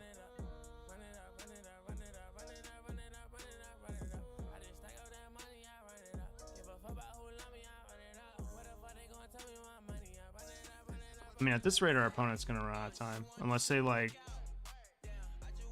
Unless we don't go to game 3. I mean, I guess that's, like, one way.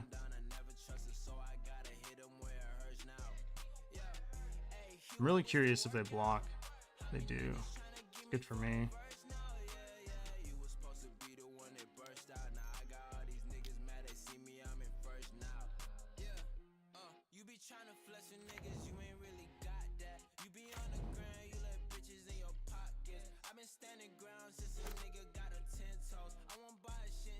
I am curious what's in their hand. Clearly they didn't have Shieldred or they would have played it last turn, so...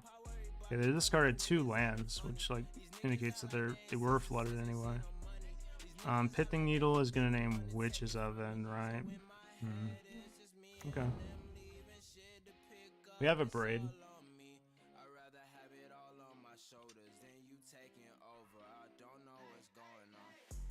Okay.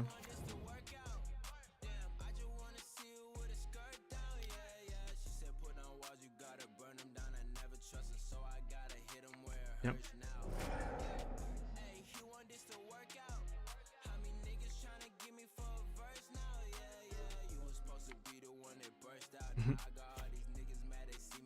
Okay, so play a land here. I think we just play a land and pass.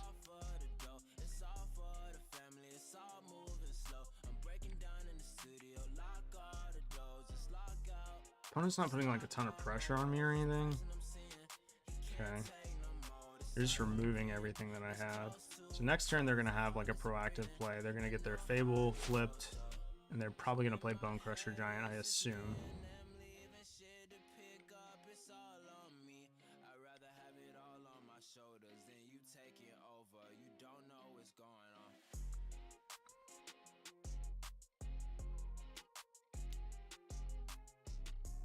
Okay, that was checkbox number 1 on our list. And do they have another proactive play?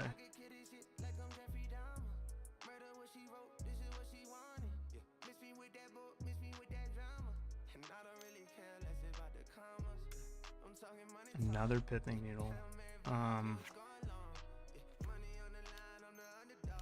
I guess in response we activate, right?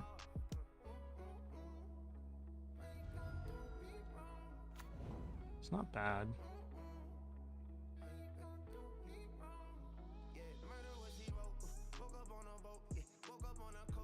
And they've already shown us they don't have Shieldred, so our biggest fears are basically getting aggroed out. I'm just glad, you know what? I'm just glad Castle earned the respect, you know? I really am. It's come a long way. I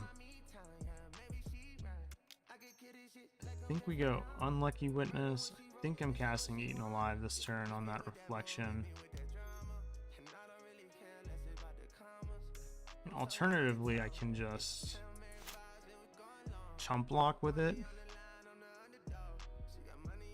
Nah, let's just do this now. I was thinking of paying the full cost for a little bit, but I don't think that's worth it. Okay. I think casting Mayhem Devil here is worth it. Although I do love the prospect of drawing 2 cards.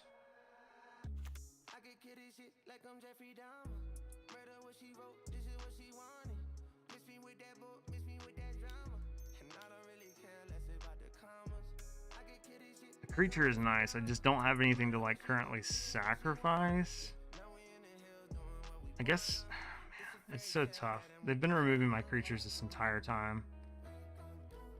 There's a right answer here. I'm gonna play the Mayhem Devil.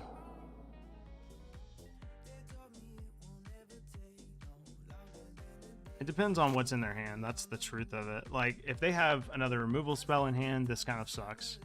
If they don't have a removal spell, this is a very good play. Potentially what I'm looking for off of Deadly Dispute is another Mayhem Devil anyway. Again, they don't have Shieldred. They haven't had Shieldred. Now they have Shieldred. They just drew it. Okay.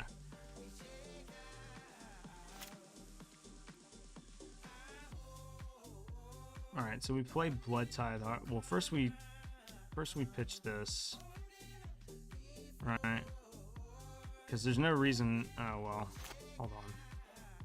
Maybe there is a reason to keep this around. Because if we get 2 off of Blood Tithe Harvester... and we crack it, that's a way to kill Shieldred. I kind of like that.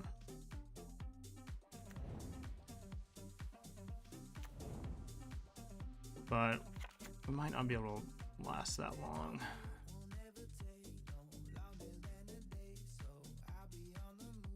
I'm just gonna pass without doing anything.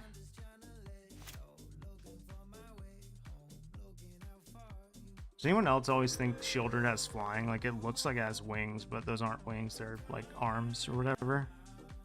It always makes me think they're like, I don't know, it like tricks my mind into thinking she has flying. But the keyword is obviously Death Touch.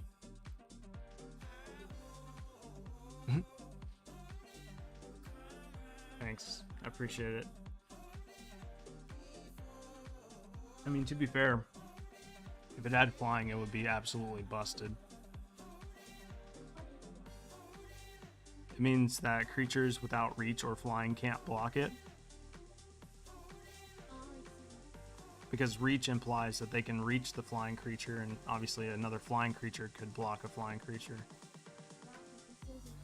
Yep, rock, paper, scissors, tic-tac-toe. 3 in a row. Do-si-do. Go to Joe. Go to Joe 3-0. There was the reference is like there was this like advertisement that Joe Biden did on his campaign, and he was like, text it. What he was trying to say is like, text this number, which first of all is ridiculous because people don't do those little text things anymore. But he was like, go to Joe 30330, and it was like, what is that? It's not a web domain. Like, what? Alright, so I guess that means the best use of our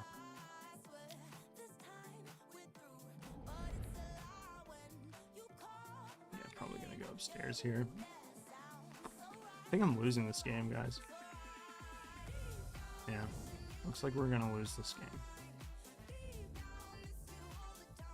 This card's a fucking problem, dude. And they locked us down with the pithing needles, bro. The dual needles, man. That's what got us good. Mm-hmm. Oof, we've only got a few more turns, brothers.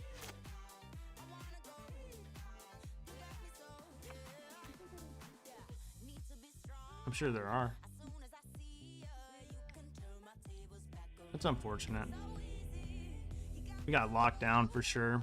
I think there was an early play that Swifty pointed out that like we could have saved our Dreadbore for Shieldred. I just thought like by the time Shieldred showed up that game, like we would have time to deal with it and like draw more cards in the meantime, which was obviously like the incorrect assumption, because in the end like their hand proved to be like stronger than ours, and they were able to get to their more relevant spells sooner with their Fable of the Mirror Breaker. So it happens. There were 2 lines you could take in that turn, and I chose the wrong one. I think if I chose the right one, I think we have a better chance to win, but I don't actually think in most cases we come out on top, provided like our opponent drew the same cards that they drew and everything, because I don't know, I mean, they just had an answer for just about everything, it seemed, that game, which obviously is what that deck is good at doing. I love Rakdos mid-range for that reason. Okay, let's see. So we're 1-1. Let's get back to some Snap. Man, it's been so long since I've like ran through some of my scene collections. We could do Snap. I'm thinking.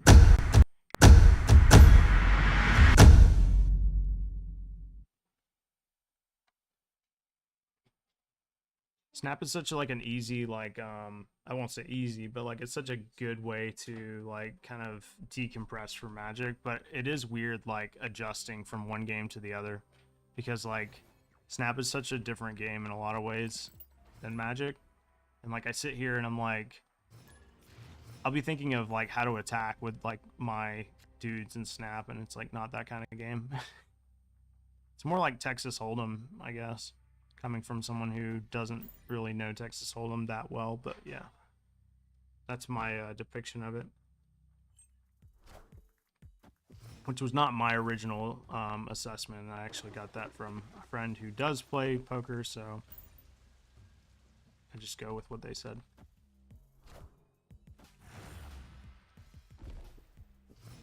All right, we have a Killmonger in this hand, which is good.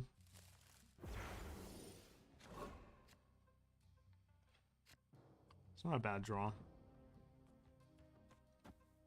Like, they're obviously going to try to play a card mid.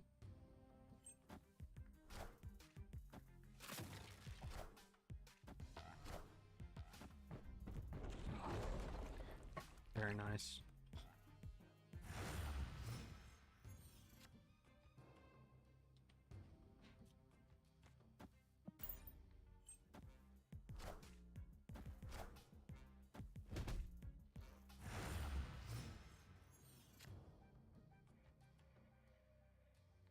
So we got our Sarah. Or did we just play Sarah mid? Or is that like overcommitting mid?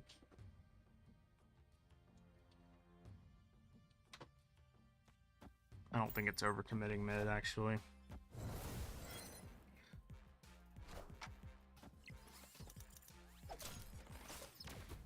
All right, let's see what we gave, or what they gave us, I guess. Okay, not terrible, I guess. I mean, it could have been better.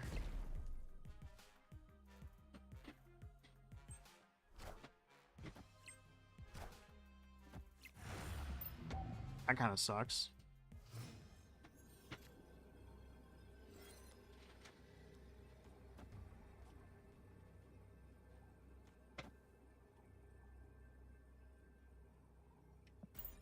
I think that's what we do. I mean, I'm not planning on betting any more cubes on it, but I think that that's about as good as it gets.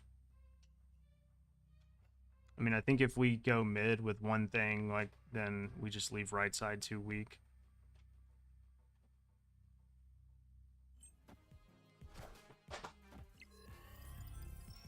Bro, what?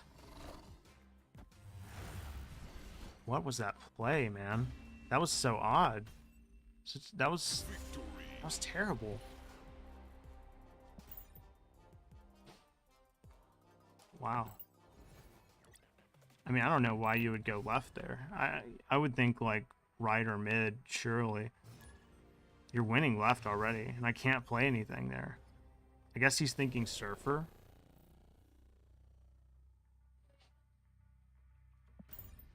Not a strong hand. Thank you, baby. Love you. Okay, okay. I mean, it's a very awkward time to play Nova. It doesn't get me anywhere, so I'm not going to play it yet. Fantastic. The old Iceman and the Scorpion play.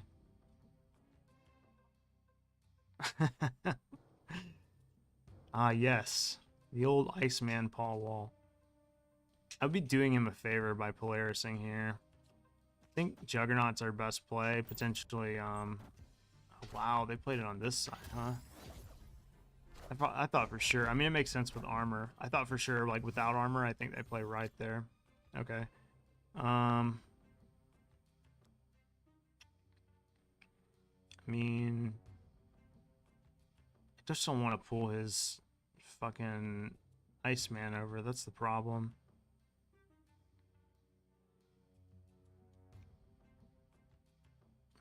I could Maximus. I mean, this isn't a... I don't hate Maximus here. Oh, it's 2 costs now. That does change things.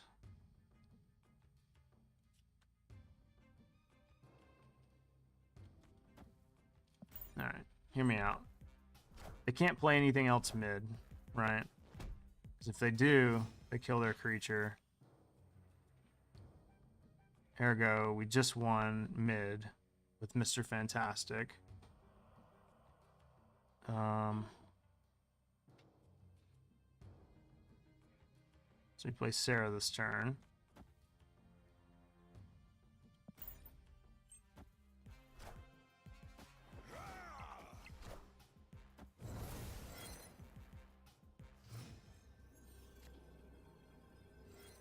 Not bad, not bad. Okay.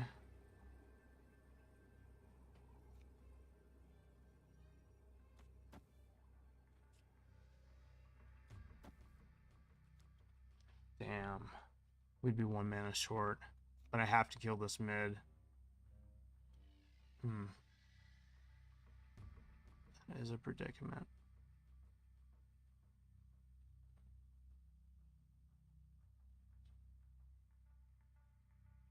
I guess I could just play Silver Surfer.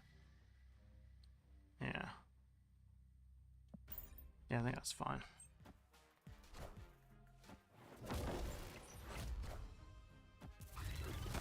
I don't know how they beat me. We'll see.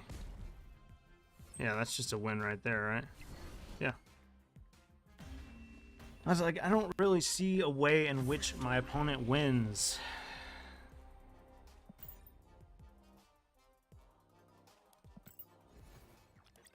Let's see, how much more time do we got? They beat me, okay. I'm gonna say, they didn't beat me that fast. So we got 5 matches in progress. The time is 38 minutes. Usually these go to 50. So like 12 minutes left.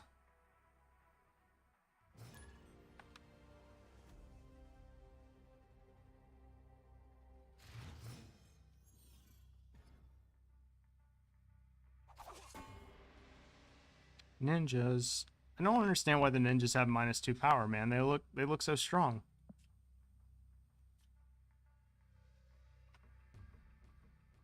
I don't want to play my Nova there because that gives them an extra reason to like armor there. Okay. Shit worked out. It doesn't really... I mean, if Nova never dies, I guess. There's so many scorpions, man. Why you keep scorpioning me? I wish I had a Juggernaut. Snapping. He snapped. I'll let you ante up 2 cubes. Or a cube. I'm not snapping back. Not that confident. Surely that's not why they snapped.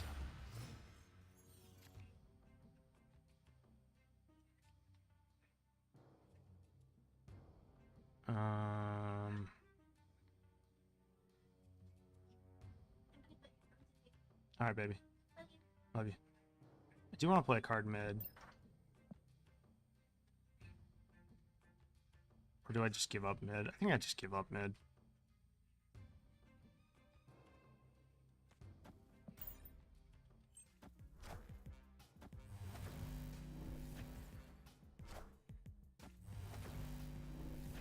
Oh, what a kind gesture.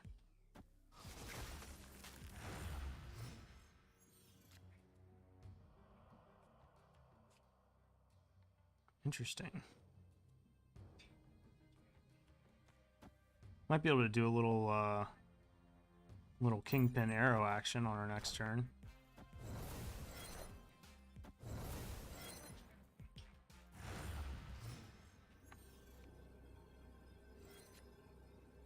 Doesn't quite get us there, does it? But we can go kingpin into juggernaut. If only they didn't hit our silver surfer with that freaking Iceman. Let's see. If I jug mid though, then I just win mid anyway. This still works in my favor.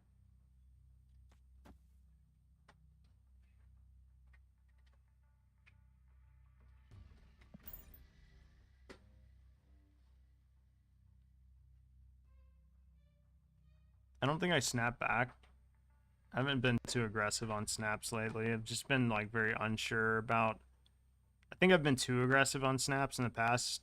And now like I'm kind of like learning a little bit better, I should say. But yeah, I don't think they win here. I think they lose. I mean, even if their thing goes right, like I don't care. So if it goes left though, then I just win. You've been more discerning. Me? Yeah. Discerning. When to snap. Yeah. I've been more restrained about my snapping. Like David Attenborough, like narrating his Marvel Snap career. You know what? I'd watch. I would too. I mean, wouldn't we watch everything? Too bad he reveals for. Oh, he stole Sarah's power. That's good. To, what's his name? Gordon Ramsay. Yeah.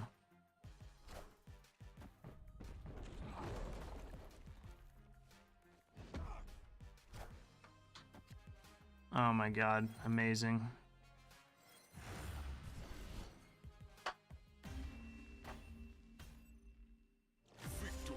That was pretty sick.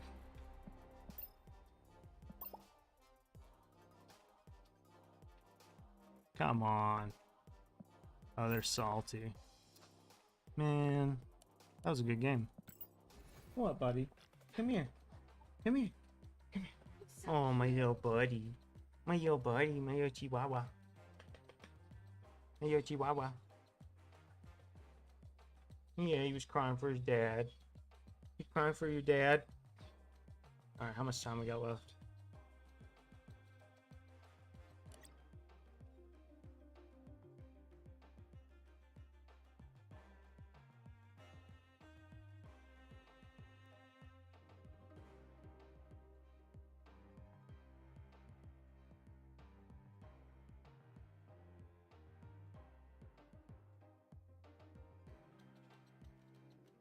I was looking at your audio. Yeah. It's my Charlie. Is this okay? Yeah, that's fine. I think we're good. We can just wait out the last few matches. Yeah, I think if I want to, I think I'm probably not interested in continuing. But like obviously, you know, if we're how many people is it first of all? 113. Pretty sure that means it's 7 rounds.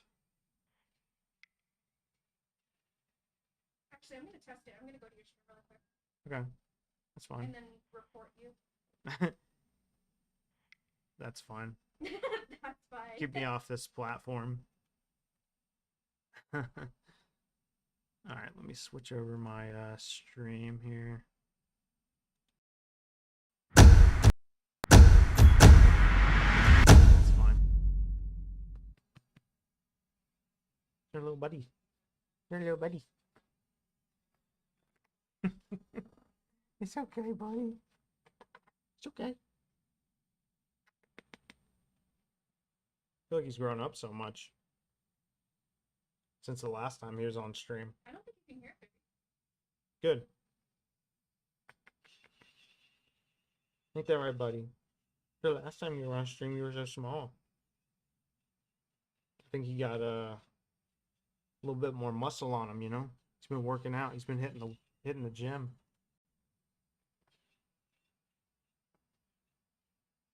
All right, so we're just waiting. Here, let me put on some music. I know. Just put on some music. He's a lapdog.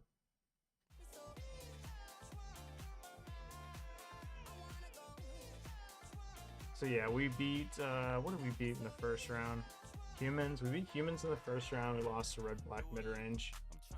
I think the red-black mid-range matchup is close. Probably unfavored, I would assume. They just have like a little bit better tools for like going bigger than us, I think.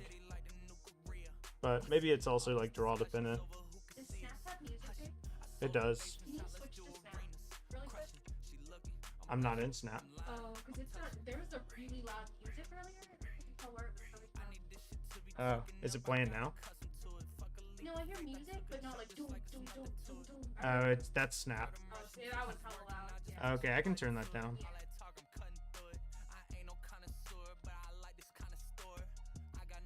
Well, when you decide to play again, let me know and I'll. Okay, that's fine. Appreciate the heads up. I thought it was a commercial. Your life is like all commercialized now. Yeah. But my life, like a fool. But I'm not a rapper. Alright, we got our opponent Sandy Dog MTG that beat us 2-0. Let's see. Mario Gomez, James DeBouche, Tat Daddy, Boucha or Bucha, the Coddler. I didn't know Labunga was in this. That's cool. They're probably on Rakdos Sac as well. Confetti, Claudio. Not sure what Claudio is playing currently.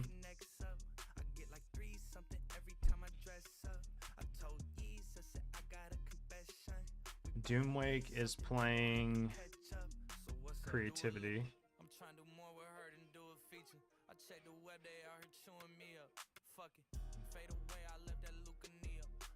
Yeah, I don't know what a lot of other folks are playing, to be honest. Got a couple of drops already, though. Looks like all the 1-1s are sticking it out. Sometimes I just like to gauge, like, who all out there is, you know, in this event and stuff like that. But yeah, it looks like, our round's about to start in 50 seconds. Plan to win, obviously. Ain't that right, buddy? It's my good luck charm.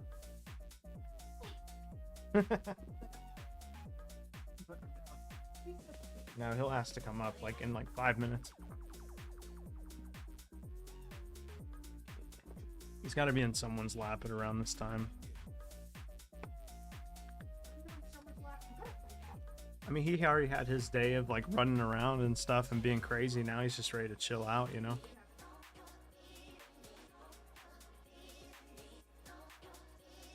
Ain't that right, buddy? Hmm? Said dad gave me peanuts earlier. Yeah, chicken. His mom gave him chicken.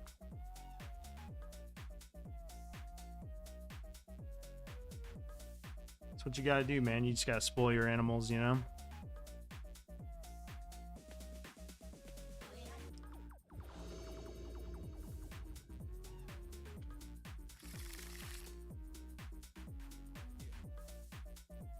Yeah, I mean, I think the sand's obviously good enough to keep.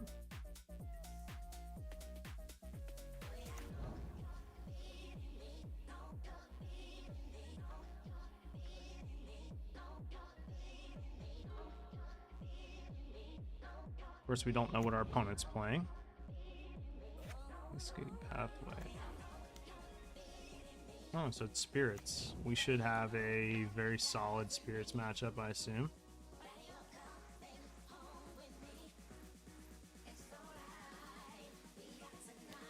I think it's correct to just fatal push this thing, because otherwise they're just gonna have it available to them when they decide to stop a relevant spell.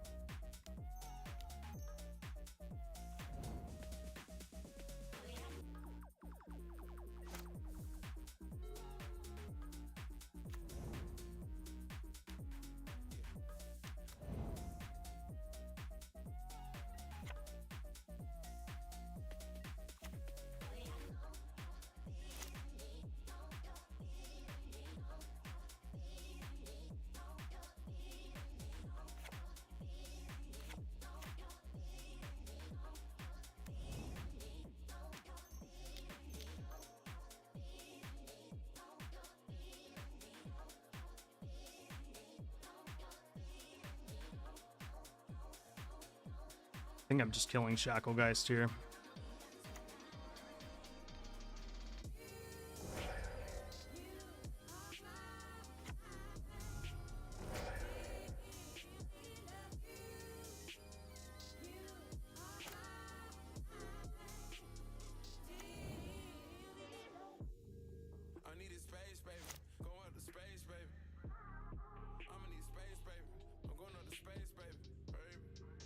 Not interested in having my creature get spell quellered this turn.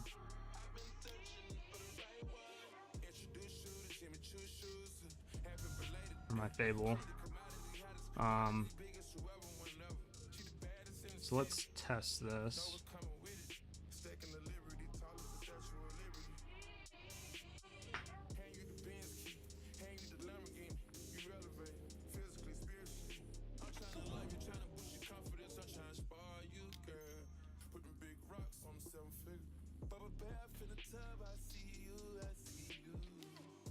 Alright, looks like they are going to use Spell Queller on that. Better than that than Fable, in my opinion, I think.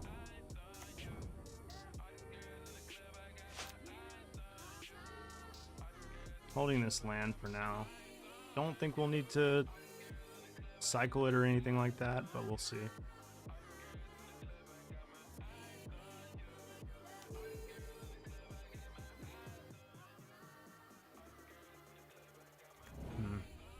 Alright, so they're going to start drawing cards. I mean, I guess it's better than them having a blocker here.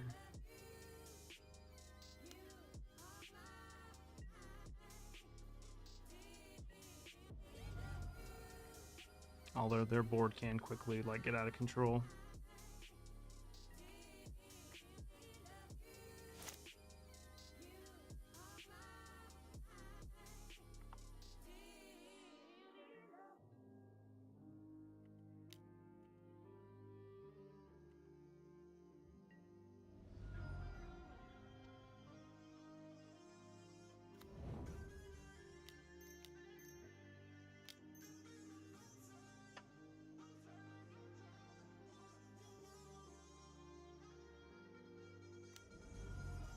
Interesting.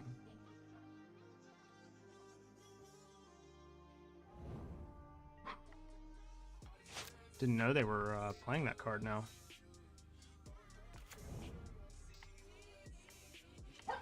Shh, shh, shh, shh. Son. Hey, no.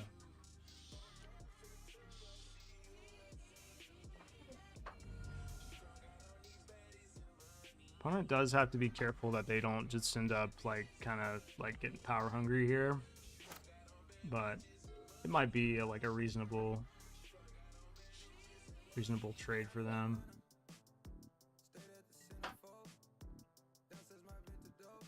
They're definitely gaining card advantage.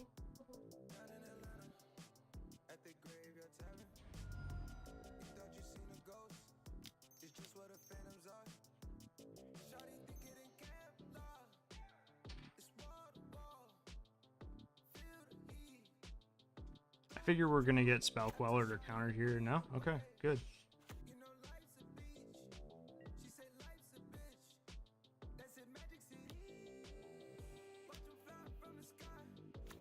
Just a rattle chains, huh?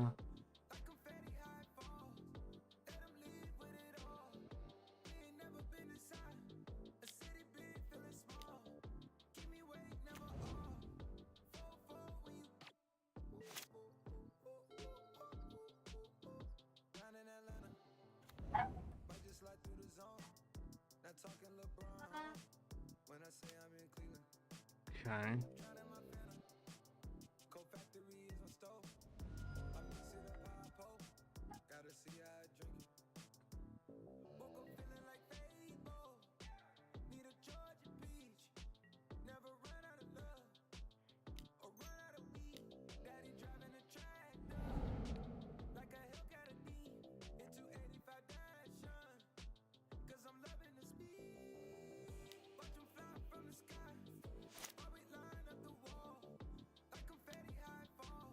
Figured this was a possibility. Okay.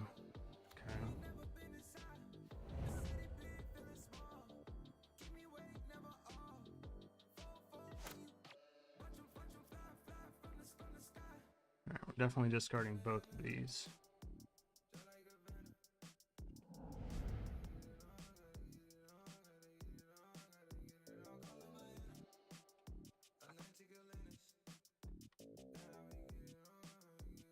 We can tap 2 spirits.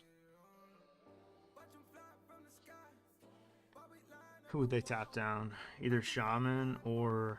No, probably Mayhem Double, right?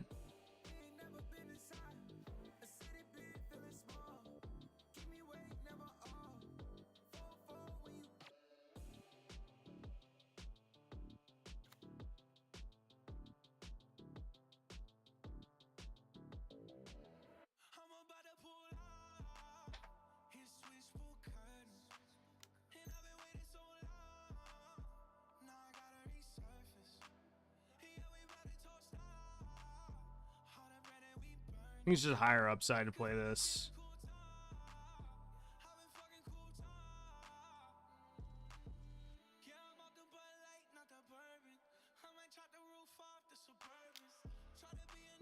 Okay.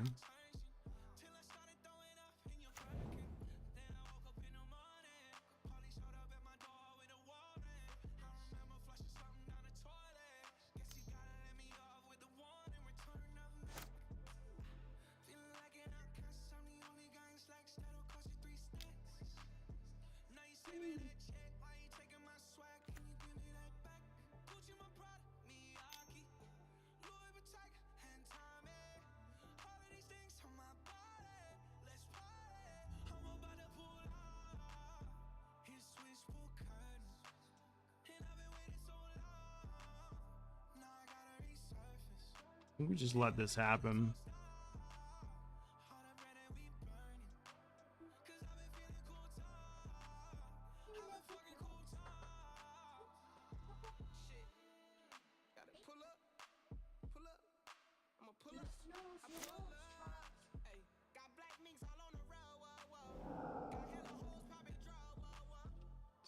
Pretty good.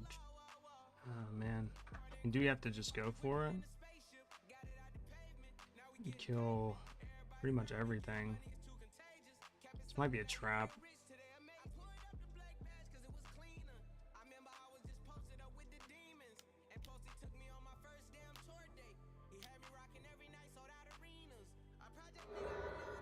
For 3. That will kill everything except for Spell Queller. But now we would kill Spell Queller.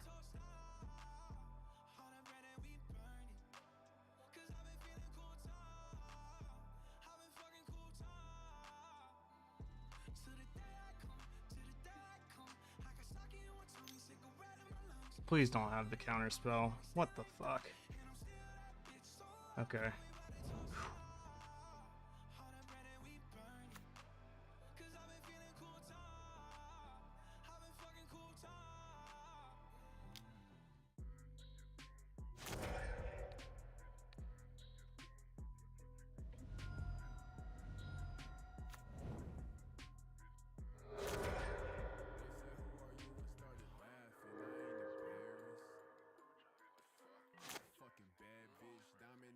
All right.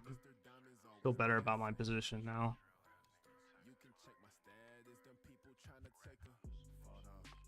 I think that card being main deck is correct. Seems pretty strong. Still not out of the woods yet, though. I know this thing has menace.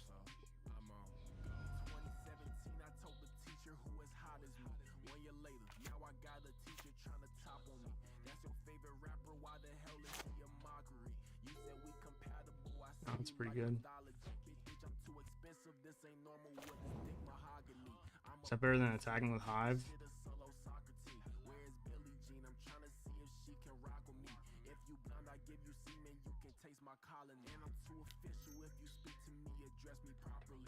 I think so.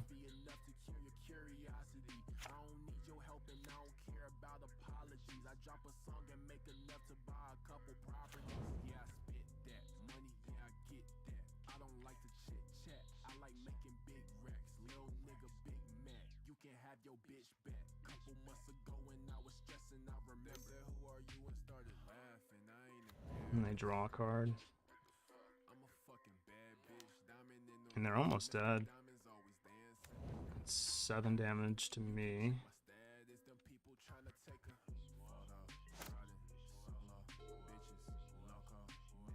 Potentially 10. No, potentially 13 actually. They could kill me. Well, no, I guess Mutavault would have to not be blocked for them to kill me. Yeah.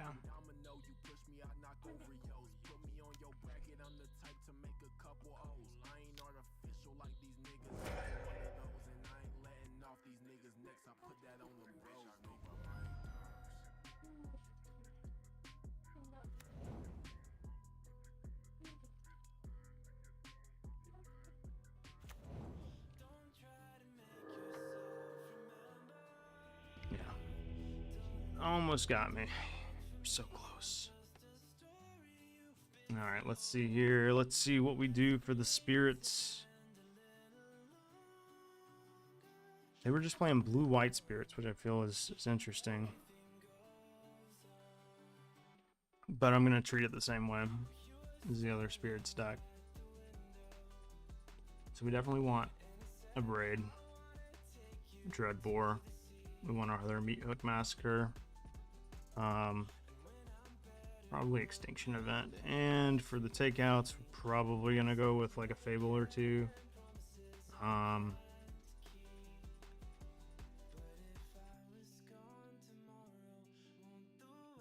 Witness. Fable just seems like okay to me here.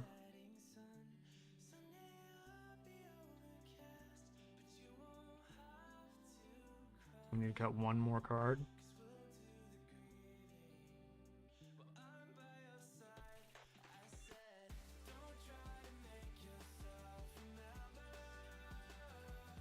It's either Blood Tithe Harvester or Fable. That's kind of the way I'm looking at it.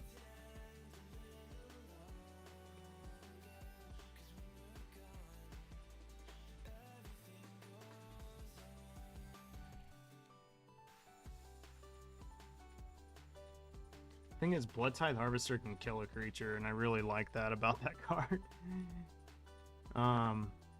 I don't think there's any reason to bring in like Up Nixilis or anything. I think that's a little over the top for this matchup, even though it can get grindy. Yeah, I think just the removal.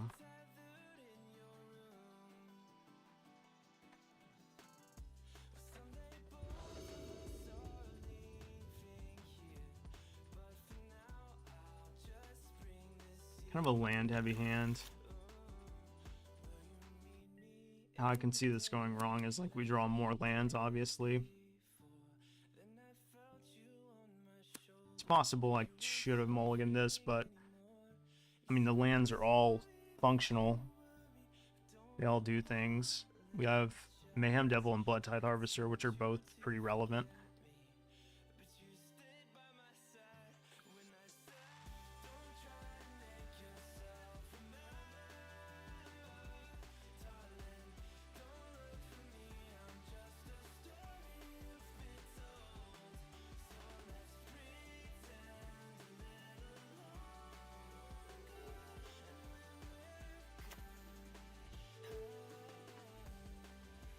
Doesn't necessarily mean they don't have a 1-drop. They could have the flash one. Pretty strong draw.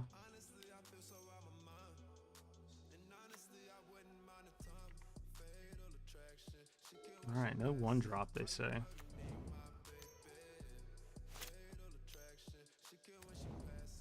Okay, pretty reasonable portable hole.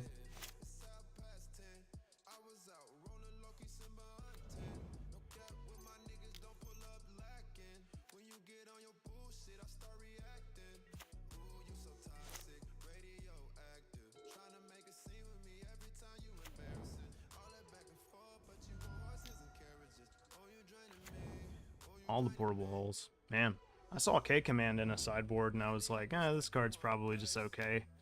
I see why they're playing it now. Well, they tapped out. That means we're playing Mayhem Devil for sure.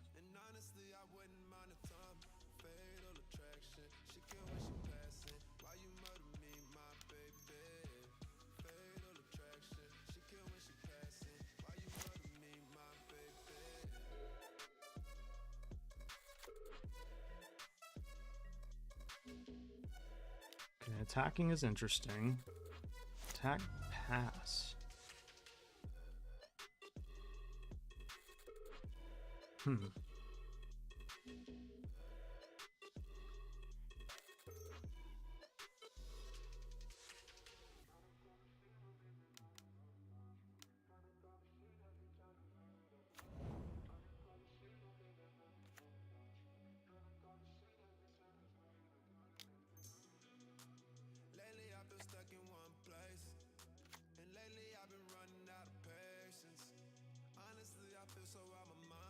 We're definitely attacking here.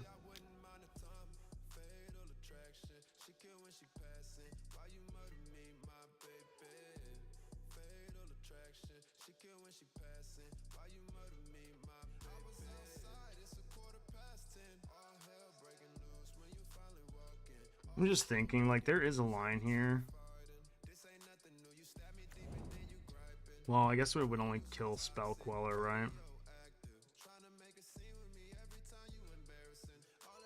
I think it's probably worth it just to hard cast this the following turn.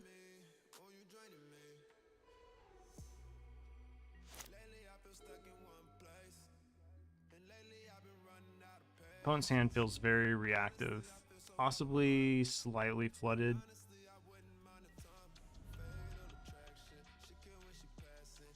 Okay, no 5th land, so not flooded.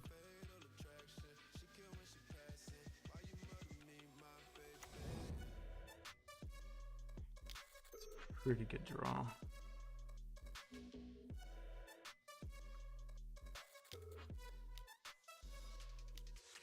Wow, interesting.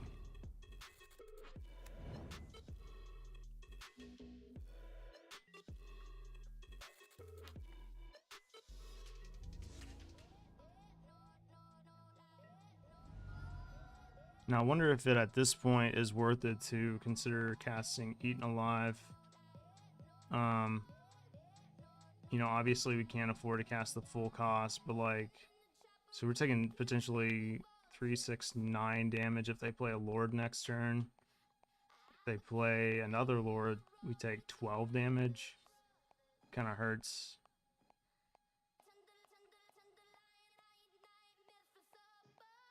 Or we can get busy with this guy over here. Oh man, I kind of hate this, but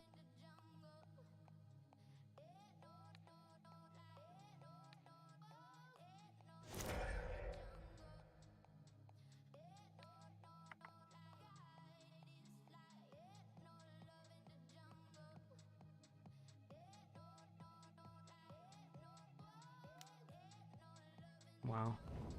Okay. Had no idea I guess they did that game 1, so that makes sense. Man, they faded me pretty good there. So I guess this was worst case scenario. They keep their creature and they cast a Lord. They don't have another Lord in their hand, but I'm pretty sure I'm toast. Cauldron Familiar is definitely a card. It's not one that keeps me alive.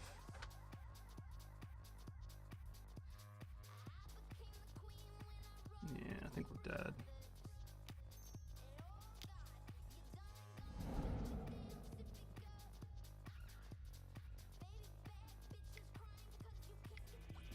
Okay.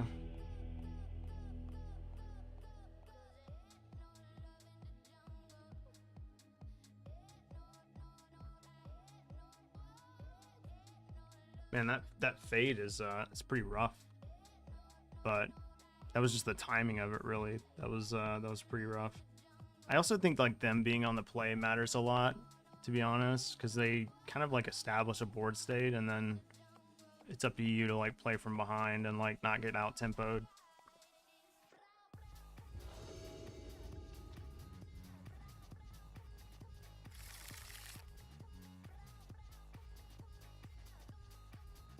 Kind of reluctantly keeping this one on the merits that like I might draw Claim the Firstborn or a creature to sacrifice. Also Dreadbore is kind of nice.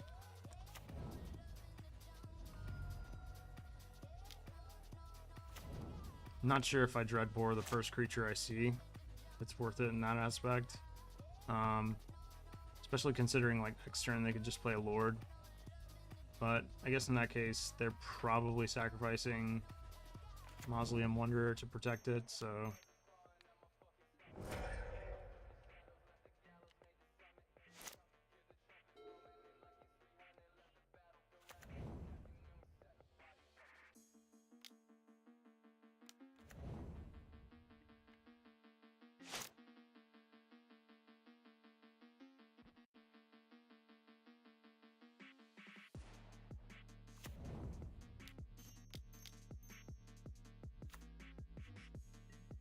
I think we're gonna play a game of chicken here in a second.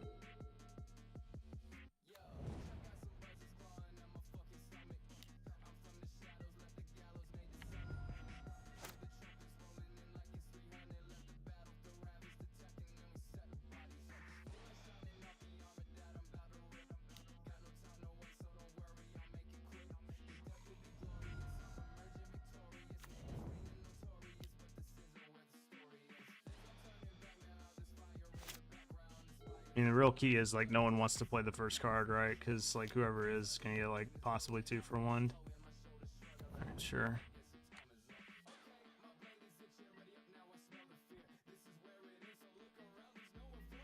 No attack, huh?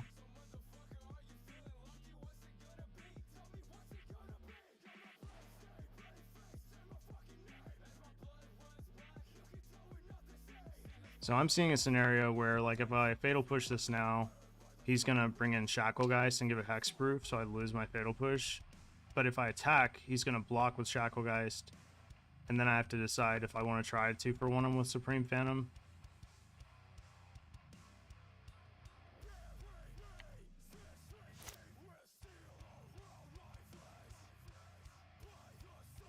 Okay, that doesn't really do much for me.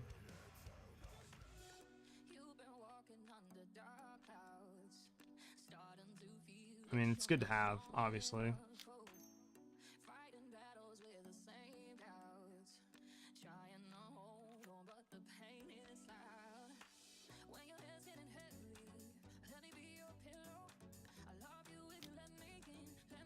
Yeah, I thought that might be something that would happen. I was gonna say, like, they might just tap me down, honestly, and that's reasonable play, I think.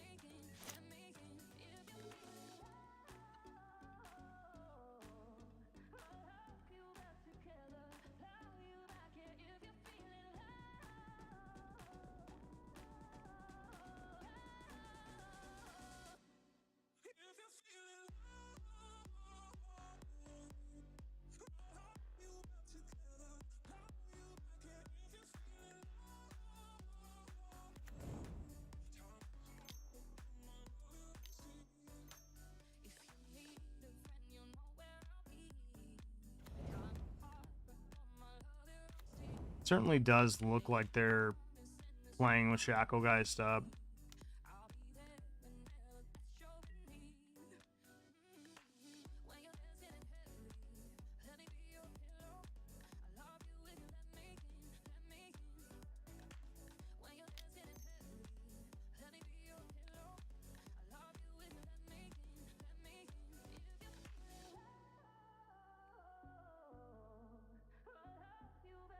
I don't think there's going to be a better time to play it, basically.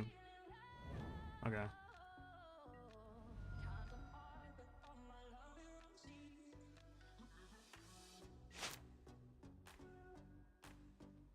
Alright, I think that is the green light to go ahead and deadly dispute this.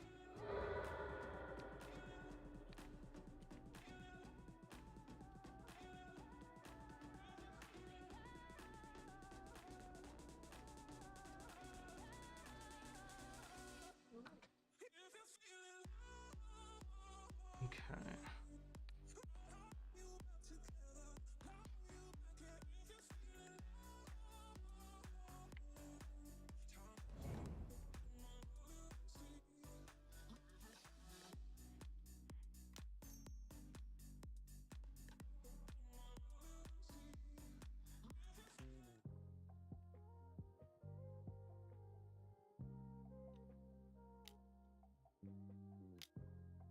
Yeah, I figured that was a possibility.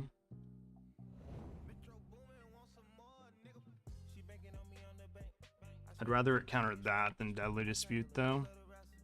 I think I'm just gonna have to take some damage next turn and then draw a good card to sacrifice. Yep.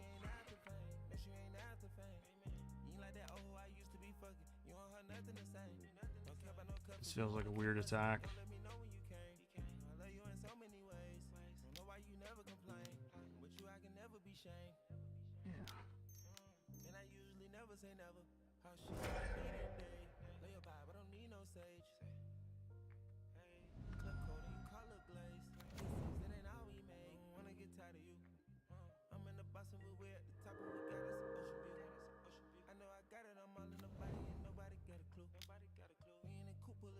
Alright, the good news is they only have one card in hand. The bad news is our cards suck. I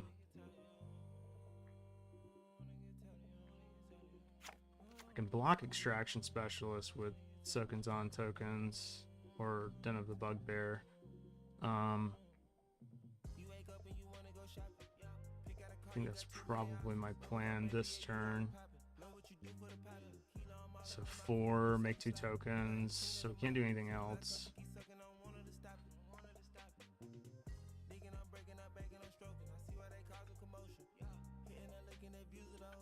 Yeah, I'll keep this land in my hand just in case I want to discard it to Fable or something.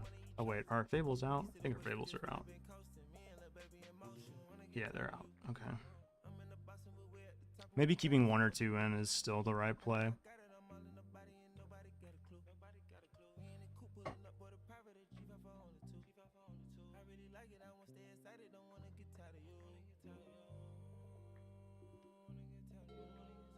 Look at both players using their new lands to full effect.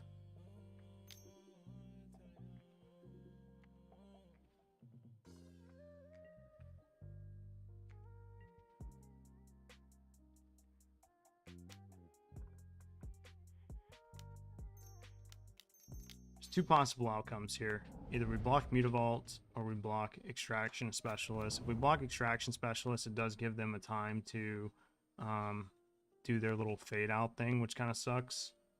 I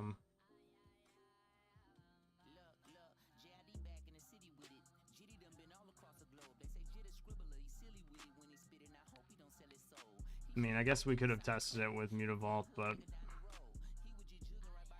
we'll see. Okay.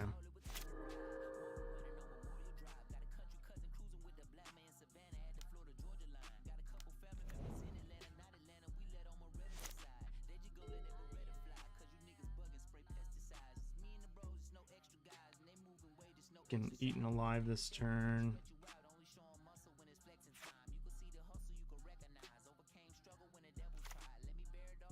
I mean, if they got that, we can't pay, right? I guess we could if we play the swamp. Yeah, we'll play around that. Oh no, we can't. That's right. Oh well.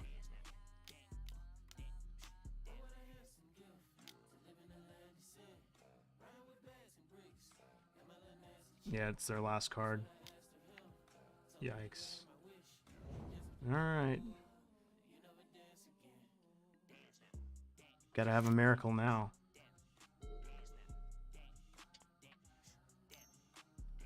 If they draw a Lord, it's like, yeah. So what saves us? That board wipe or whatever. Gains us enough life to stay alive. Nope. Oh, it didn't even let me. Oh, man. Oh, well. GG's, opponent. Alright, guys. Well, 1-2 drop. Unfortunately, we did not get there.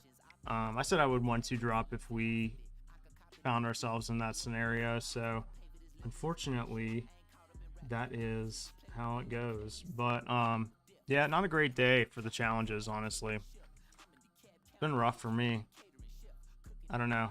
I feel like Spirits should be a good matchup. I don't know if like their hand really just lined up well with what I was doing, or if it was some kind of play that I made early on, but I can't. Honestly, the only thing I can think is like maybe I'm supposed to mulligan a little bit more aggressively in that matchup. It's really the only place where I can see like maybe I made a mistake. Like game 3 could probably just have gone to 6, not kept such a land heavy hand. I think it was game 3 that we did that. But anyway, guys, sorry we couldn't go a little bit further into the challenge, but unfortunately, it's just how it goes sometimes. But yeah, hope you guys have a great rest of your weekend. I will be around. Hit me up if you have any questions about how to lose in Pioneer, or if you just want to like talk about like metagames or like what's the next deck to play or whatever the case is. I'm always more than welcome to you know, give bad advice. So. But yeah, hope you guys have a great Worcester weekend, and I will see you guys the next time I get on. Take care and have a good night.